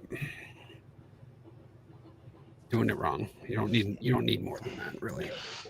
It sounds like you got a maybe a program. I mean, a tuning issue. Yeah. Or a setup issue, tuning issue. Yeah. It's one of the two. Yeah. Yeah, and that's I mean, like I said, that's one of the other things that's a little bit different with our tire. And also, I mean, everybody's got these cool, computers in our pockets now. The wonderful world of our phones. Don't be afraid to use the slow mo. Slow, and not just slow mo the car, like slow mo the tire, and especially slow mo. I'll give you a little tip: slow mo the tire, looking back at the wheelie bar, because that'll give you a big indication. Because that's one of the things I think, especially that guys, coming off of other tires to ours. Typically, they end up running their wheelie bars a lot lower than we typically run with our tires, because our tires sit down a little bit more. So that was probably one thing I forgot to mention earlier. I think Rick probably runs his wheelie bar higher than most. Okay. Don't do that. Don't do that. Don't do that. Don't do that. I'm going to tell you right now, don't do that. I haven't been to the track and I know better. Don't do that. Now that he must be drinking. No, he's not drinking. He's probably, if anything, because he's helping me grow. He's been growing all the F1 and World GTR tires with me. So he told me I got to get back to drawing. So he's been pitching in more and more with those. So he's probably just high on Loctite super glue like I always am. Oh my God! Yeah, 8.5 to 9 on the wheelie bar is pretty normal for our tires. Wow. So you know what? That's probably a lot higher than what most people normally run. Yeah, but it is. I think that's one of the big tricks with our tires. You let the car sit down into it. There you go. Okay. Instead of bouncing off. Brian, your wheelie bar so high. I'm like, Hey, Brian, don't talk about that. Yeah. CC, it's okay. And this gets into the whole, shock package and that, and making sure like you can set it on your bench, but practice staging your car and check it the way you stage it. Because I bet you a lot of you measure it and set it, and you're like, it's good, and then you stage it, and that thing is not where it's supposed to be. So that's my little 2 cents on that. Drew, you ever notice before races, I'm always getting my steering checked, and I check my steering, your wheelie ball height. Brian will take the car, he'll set it down, he'll pick it up, set it down. I'm like, Brian, what are you doing? Yeah, and like Ken said, that's based on what's run on the Maverick. It may be different from car to car, but that's kind of that's what they run. So yeah, Brian's he's pretty adamant about that. Yeah. So makes a difference. So yeah, I'm surprised Rick's not texting me. Stop talking. No, he's actually usually the only texts I get from Rick were like transmission pictures at midnight. Like he was testing all day and he took it apart for like gear wear or pin wear or how much stuff was twisted, that stuff. So he's definitely the machine when it comes to testing and giving feedback. So he's been awesome. So shout out to Rick for not only winning, but all the good feedback over the last few years to get everything where it is now. Well, I'll say this: Rick and Ken has definitely got a lot of people's attention right now. I can tell you that. Yeah. So ain't nobody asked, but I'm gonna go ahead and ask either one. I heard a 129 was put down by somebody in the group. Huh? I'm asking, was a 129 put down by somebody in the group? Now that I don't know. Okay. All right. I mean, if they did do it, I didn't do that. The only time sheet I've seen from Rick has been a 131. If he's gone below that, I mean, I've called him out to stop messing around and crank that thing up and run like 104 or 5 and run like a 126 or something like that. But so why are you holding back on the turbo? Let's go. So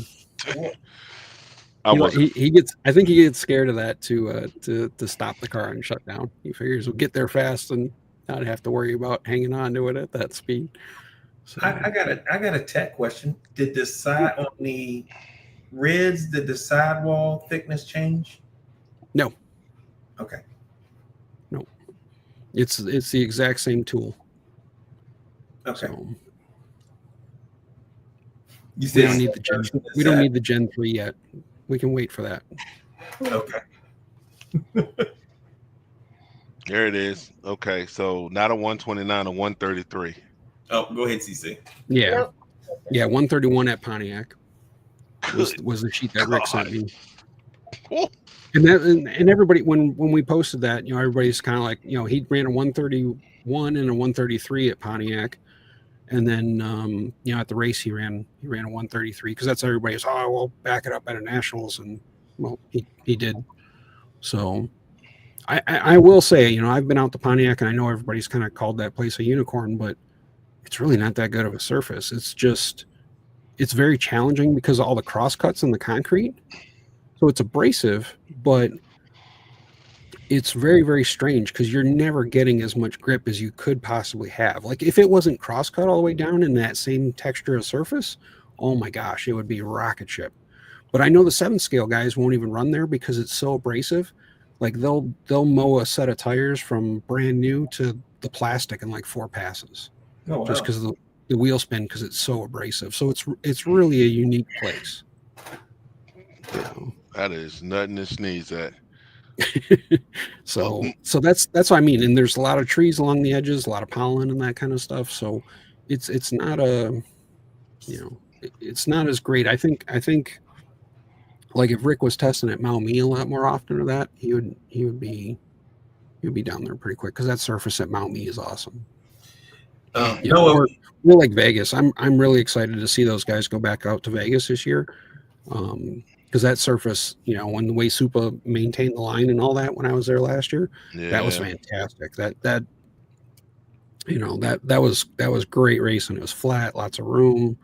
That was fantastic. So be a good race, and of course it's Vegas, so why not go? Absolutely.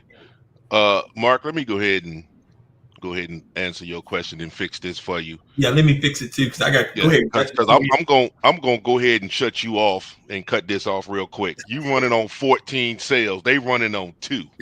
Okay, you got enough sales in your car to power a small city, so don't come with that mess over here. Okay, don't bring that over here, dog.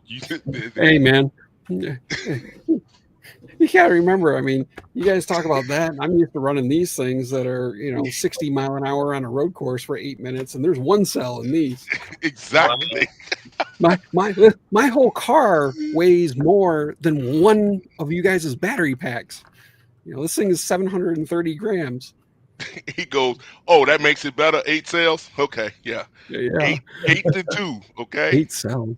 Man. Mark, we not upset. I mean, you came in here throwing shots. We love you. We over here trying to get tires built for you, and you gonna come out here and say we run that all the time. We're gonna try to get you some parts, Mark. Yeah, we gonna get you some parts. Just talk. Yeah, no, the 7 scale stuff we'd have to do a little bit of homework first. I know those are. That's another area of crazy that I would definitely want to know what pile I'm stepping into to work with there to start from type of a thing, not go into it as blind. So, well, let normal people test. Don't let people like Rick and Ken test. I mean, we can't see their kind of speeds. Well, I'll be honest. That was one of the things that was probably hard with us at first. I started with Frank. Frank at the time was was the man. So he wasn't spinning a tire. He wasn't getting the car sideways. He wasn't over revving anything. So I never saw anything blow up. He never popped a single tire. Even after that, when they were released, he still didn't break anything. He went down to Okeechobee testing or down to Kentucky testing. He never broke a one. So it was kind of hard to well, what do you mean they break? Huh? But that's again, that's something I've learned with the on-road stuff, and that I make sure that I tested in some pretty crazy stuff, pushing it pretty hard. And then, I get some other local guys here that are my designated durability testers. And we turn them loose with it and go from there. So nice. So, yeah.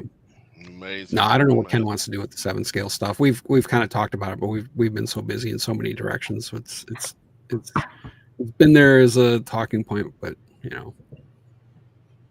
I would just say if you guys went into that, it would be something. It would be. Gotcha.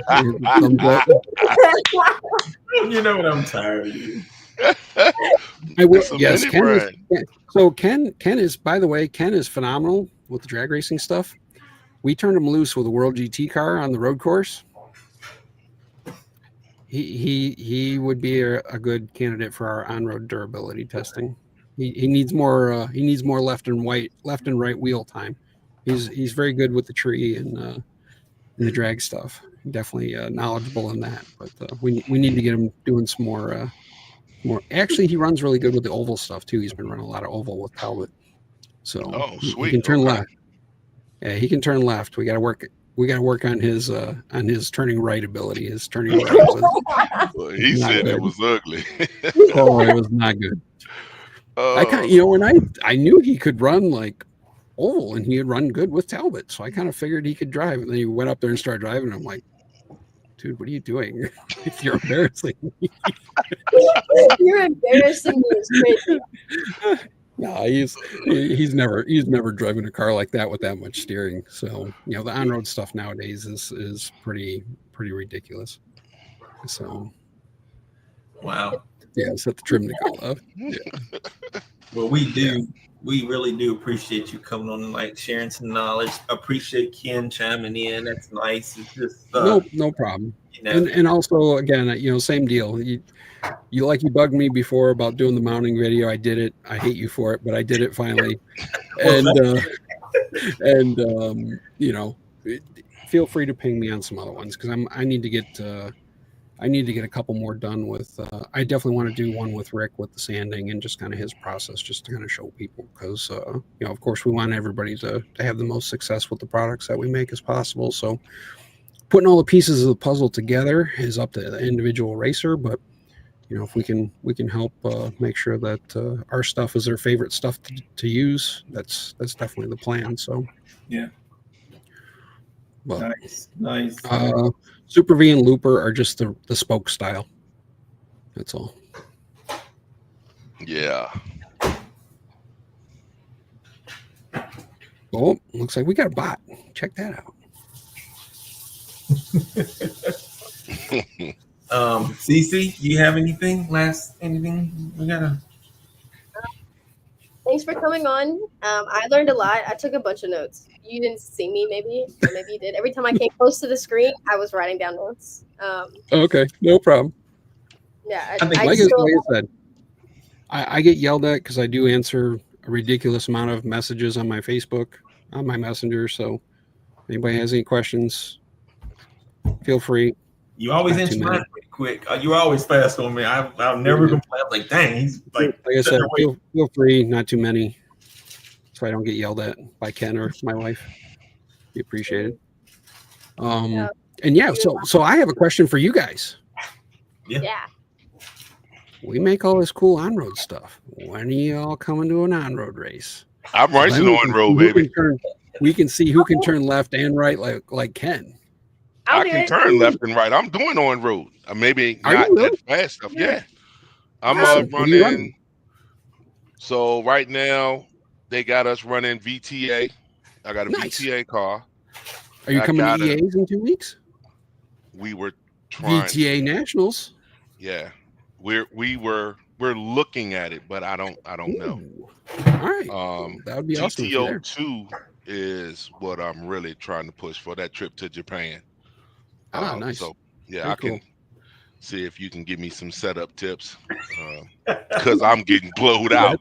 But hey, that thing I have no idea, but I know a few guys that know those things that could probably help you out. So. Okay.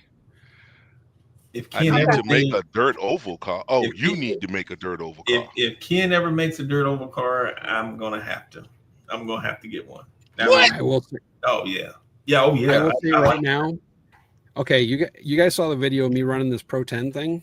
If there's anything that I could just go do and just have a giant box of tires to go drive like an absolute lunatic, I would love mod sprint on like the old bumps track where we ran the open wheel, because everybody else I think was running like 6 turns or 7 turns, and I'm running like a 4 or 5, just wide open sideways, melting we cut all the grooves in the foam.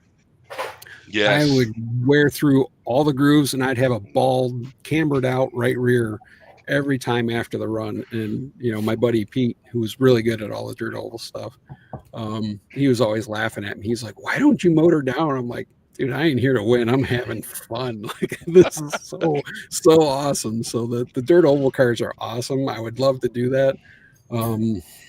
Yeah, I mean, I don't think there's a category of RC that we haven't talked about working on and getting into.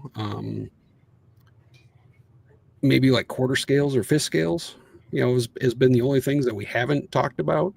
But the dirt oval stuff. I mean, I know I've mentioned it about wanting to do it or do it in some capacity in the future. But again, I think for right now, as we're growing the brand, I need to stick with what I know with the on-road side. We got to learn those turn left. I'm in. Well, I will tell you so- though, Josh, we were looking at a World GT car because we go down the Nice. coastal. Oh, okay. So yeah, and I think Snowbirds is coming up in February. We might try to make that for whatever reason to go get our head kicked in. But yeah, I think we're going to try it. Nice. Yeah, I actually have tried to avoid going to snowbirds because I was always terrible at not sleeping and having sleep deprivation, getting sick after snowbirds. But apparently, it sounds like we're going back this year. Oh Ken wow! Ken has told me we are returning. Him and Rick are going to race oval. I'm racing on road, so we're going. So, and my wife was sweet. excited about it because she always goes to Disney. So she let me know that she already booked the hotel the other day. I'm like, Nice. oh, so I'm apparently the only one fighting going, and everybody else is like, "When? Let's go!" Yep. So we might see you there. I think I'm Okay, going. awesome. Yeah, definitely stop by. Can you answer that question? I think you think he's got the old version? Possibly, if he's got oranges or the whites, he probably just needs to scuff them up a little bit. Yeah. If I had to guess, Yeah. I don't think he's talking about the reds, but I could be wrong. I was going to say if he's got the reds, there's no way because No, I think he's got probably some oranges. Okay. That's what I'm thinking. I'm not sure. I think he was messaging me a long time ago. It's been a little while though. It's been a minute. So CC, Brian, on road. I'm down. All right. Dude, Brian's shrugging it off here. He always does that. He always does that until you send him. Like he was that way until I got Dyno Tech to send Brian a set of tires. Now he's like, I'm down. I'm going. Okay. I'm going. Lucas got a set and I got a set, so we're gonna go and probably test it. We might go to Smithfield, North Carolina, and test it. We'll yeah, see. they having a race. When is that, Brian? Two weeks. I know it's coming up. Yeah, September 13th and 14th. It's the week after Hillbilly. We might test it. I figure. Okay. I don't know. With those, are you guys running the Kofer like the Pro Mods, or are you guys running the corn syrup like the 7 scales? Corn syrup. That's a good question. Okay. Syrup. But we don't have to use as thick, like how they cook theirs for like 15 minutes or like 5 minutes or put different stuff in it. We just cook it for like, 2 minutes, maybe just straight corn syrup. Well, Steve Larson don't know, but he's going to be sending me some Aftershock and I'm going to test it. And guess what? And you're going to use that and I'm going to use mine and watch me leave faster than you. See? Brian, another why does tire she sauce process I'd have to learn. I I already don't like 7 scale. I gotta figure it out. I won't figure it out. I'll figure it out. We'll just test it and see what we get. Oh, Jimmy put he got how many runs do oranges. those last? I mean, I understand the surface may change as far as the wear on those. But I mean, like typically when the 7 scale guys go run one of those races, how many sets of tires do they go through? They run one the whole weekend, or Dyno Tech RC would be able to answer that because I've not tested that tire, so I'm not sure what. Okay. Well, I mean, not just on the SC or Outlaw cars. I mean, on the 7 scales. You guys know? I can tell you, it depends. Like you said, shutdown, and sometimes they may throw a little too much power in it, and the whole entire rim would pop. If they don't get it glued right, it'll just explode. Well, I've seen some of the speed runs and watch some of the speed run guys and watch them blowing up tires, and I mean, you can see. I mean, again, just looking at it from high level, you know, having very little idea on it. First thing I see with it is that the rims, they're popping them in that because the rims go pizza cutter. They just don't have enough structure in them to keep from expanding at those RPMs. So Right. then the tires unglue and come apart and everything chunks and blows up. So yeah, it'd just be figuring out the math to make sure they don't do that. Shouldn't be that hard. Yeah, Jimmy. So if you got oranges, you need to scuff them up a little bit.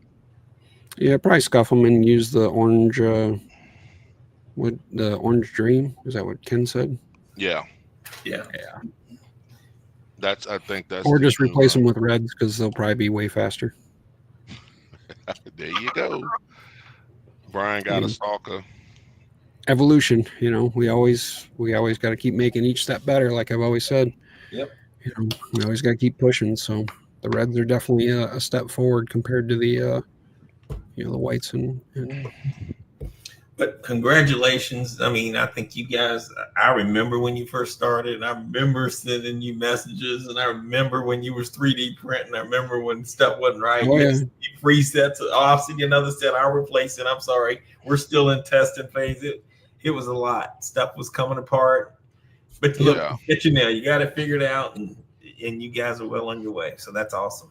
I will say you were very stand up about that. So I appreciate that too. I do. Yeah, appreciate it. It's, you know, like I promised everybody, okay, this was harder than we expected, and you know, we're not going to give up or just walk away, leave everybody hanging. So we've tried to make up for it and come back better. So I think it's been pretty good. Oh yeah, absolutely. I don't have any more memes of you know people with purple hair trashing me or any stupid stuff like that. So I mean, I know they're still out there, but you know. No, they're not out there no more. If anything, they out there testing. They out there running your tires. They don't say that when they order them. I may or may not have seen the orders come through with some interesting names. Oh, I'm sure you have. Yeah, no need to out. Sure you have. Hey, as long as the hobby, you know, I'm just glad that this grew to what I call like a critical mass level. You know, where you know, a lot of people in the RC industry that I know kind of expected it to be a fad. It blew up after COVID, and then they figured it would just totally disappear. But like I told a lot of people, I really thought that this segment had hit like you know, critical mass with a lot of dedicated people like yourselves. You know, that really love it, really enjoy it. And it's you know, it's to the point now where it's here to stay. So congratulations to all you guys for all the work you do and promoting it and keeping everybody having fun and attending and putting on races and everybody that continues to be a part of the you know, the no prep scene and outlaw cars and all that stuff. So it's definitely good to see a lot of the industry bigs been proven wrong on that. So, and real quick, Josh, if you could, just for clarification purposes, there's DRC, there's Accelerate, and there's something else, right? Oh, it's just my 3D printing, you know, company. Okay. So 3D Effects. You no longer own 3D Effects. Nope, I still own Cyrul 3D Effects full. Okay, that is 100% mine and my family's. Okay, that will always remain with us. All right, so you sold Drag Race Concepts is 100% Ken. Okay, and then Ken and I are partners in Accelerate, with Ken the majority, which is why he gets the majority of the headache. So you glue the tires up and send it to like A-Main and these other places. Is that right? No, I actually the only time that I'll drop ship any orders here from me is if somebody just orders like just pre-mounts. Okay.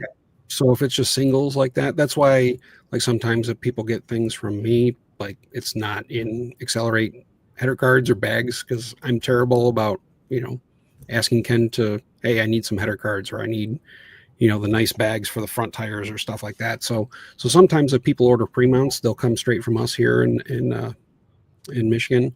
But primarily, if I can do stuff in big batches, it all comes from Ken there in Wisconsin. So Accelerate and DRC are in the same building. Oh yeah, the RC Pro Zone is an outlet for both brands. That's what I was talking about. So Yeah, people, okay. So Ken gets all the tires from Accelerate at his facility. Yeah. Okay. Yeah, they're literally everything's all sitting next to each other. Okay. All right. Just for clarification. So I've actually I'm still doing some other side CAD projects, 3D design projects. But for the most part, my time is now spent on Accelerate.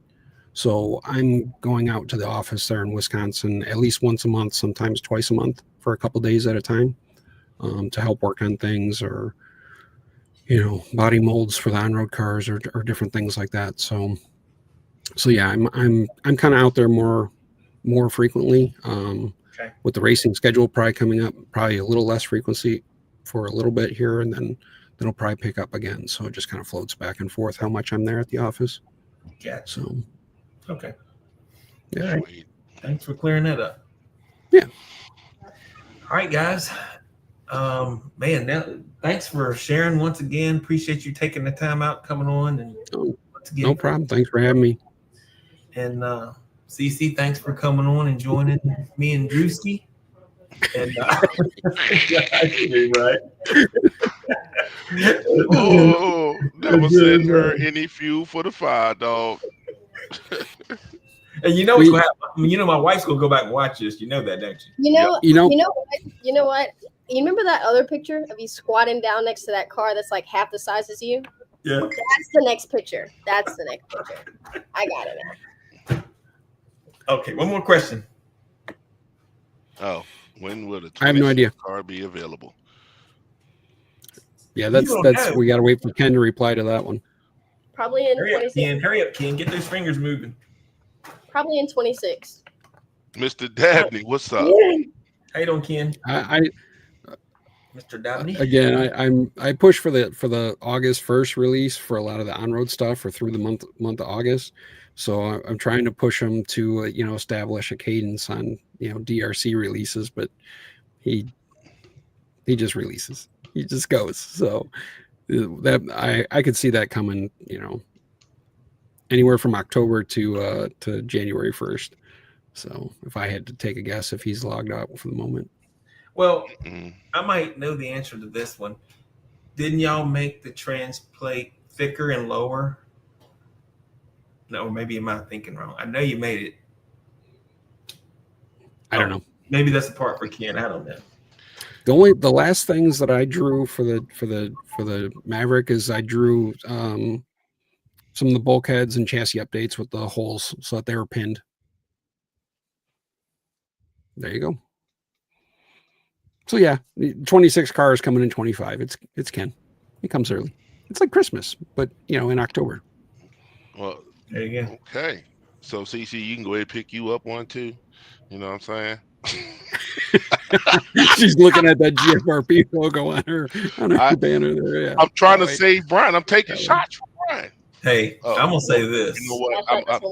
I think you don't race one, you're gonna chase one. I was gonna say I have to comment on something. Being the company guy here, I have to ask Mr. Venny why he's in front of his Drag Race Concepts logo. Yeah, he's got the shirt on. He's got to make him lean back.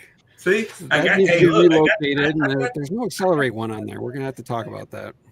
Oh, got him. We're in trouble. Got him. I can't say much because I was gonna say, can I see yours?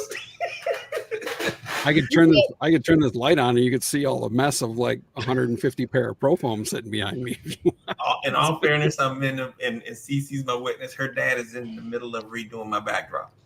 Yes. Really? Because I can't do it. That's how we going. Okay. Yeah, he's just gonna blame my dad. On this show.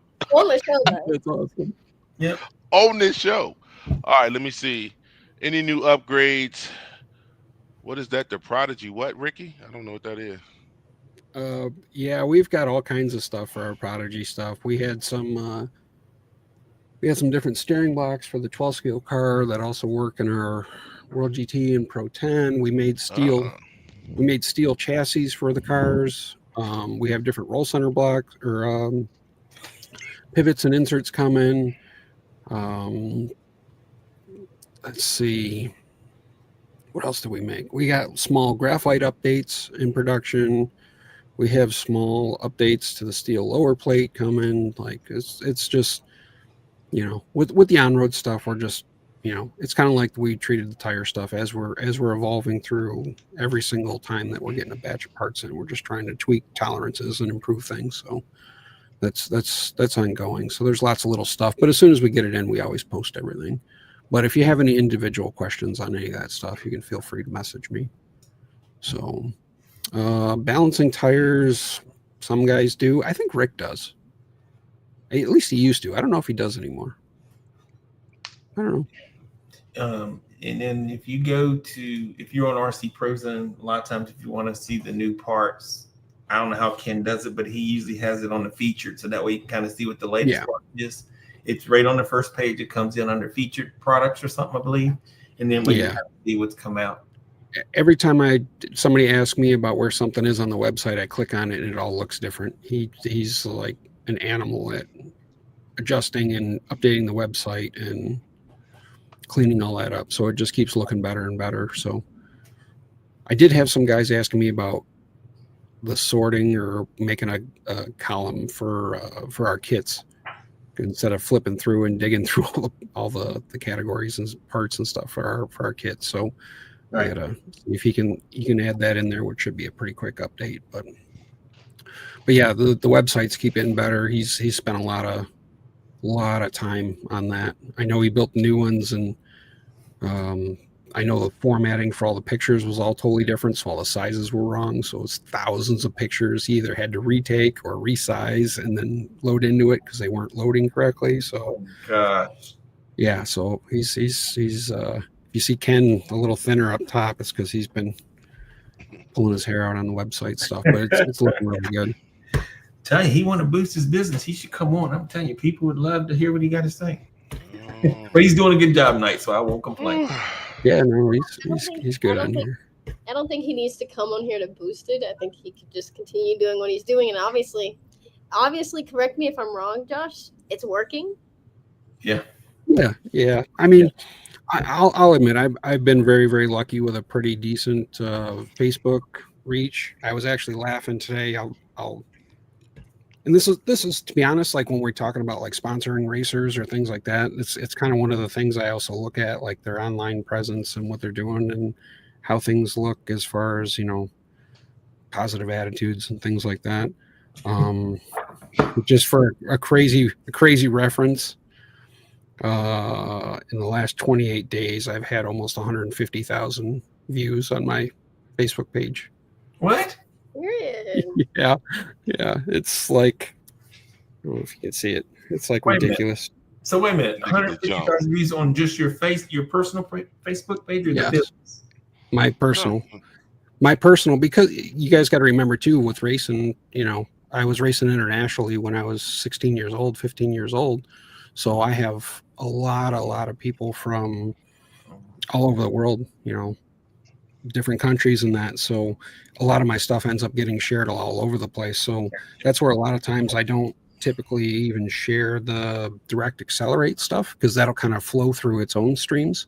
So I'll make my own posts of the same thing and then put our website links and that stuff in the comments, because that in itself generates like, again, doing a little bit of research on how the old social media algorithms work is it ends up spreading through a different deal. No, just I've been lucky to have a good RC career, and I've done a little research on the old social media landscape to understand how to try and use how the smarter kids than how to use their algorithms to get our news and info and stuff out there more to help the brand. So it's one of the things I actually look at a lot in our website too. So I look at who posts and when they post, and I'll go hop on our website and you can see like the analytics of when things pop off and when they don't, and that. So it's always one of those things that I like to do.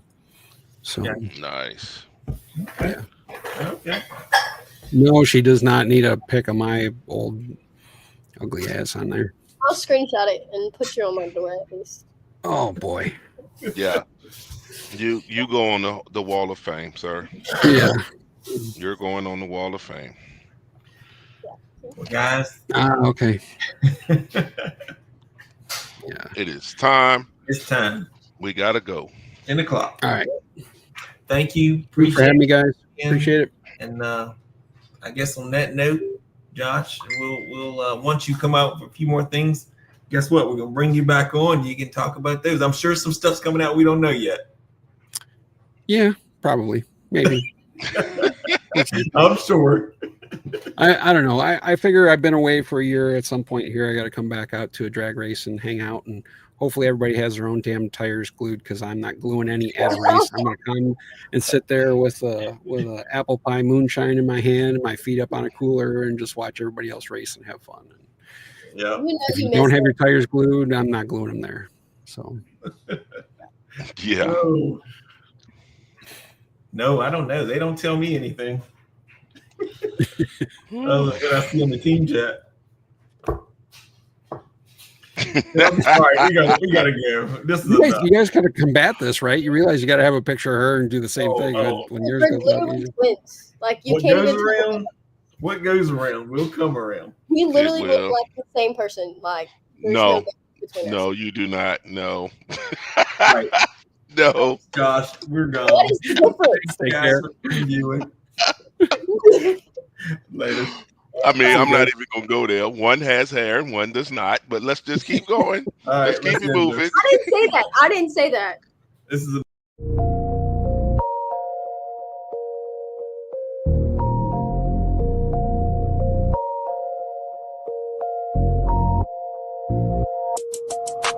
Phone started jumping, what a day. Swear to God I need it, now I can't afford to wait. I just had a fan hit me up from Kuwait.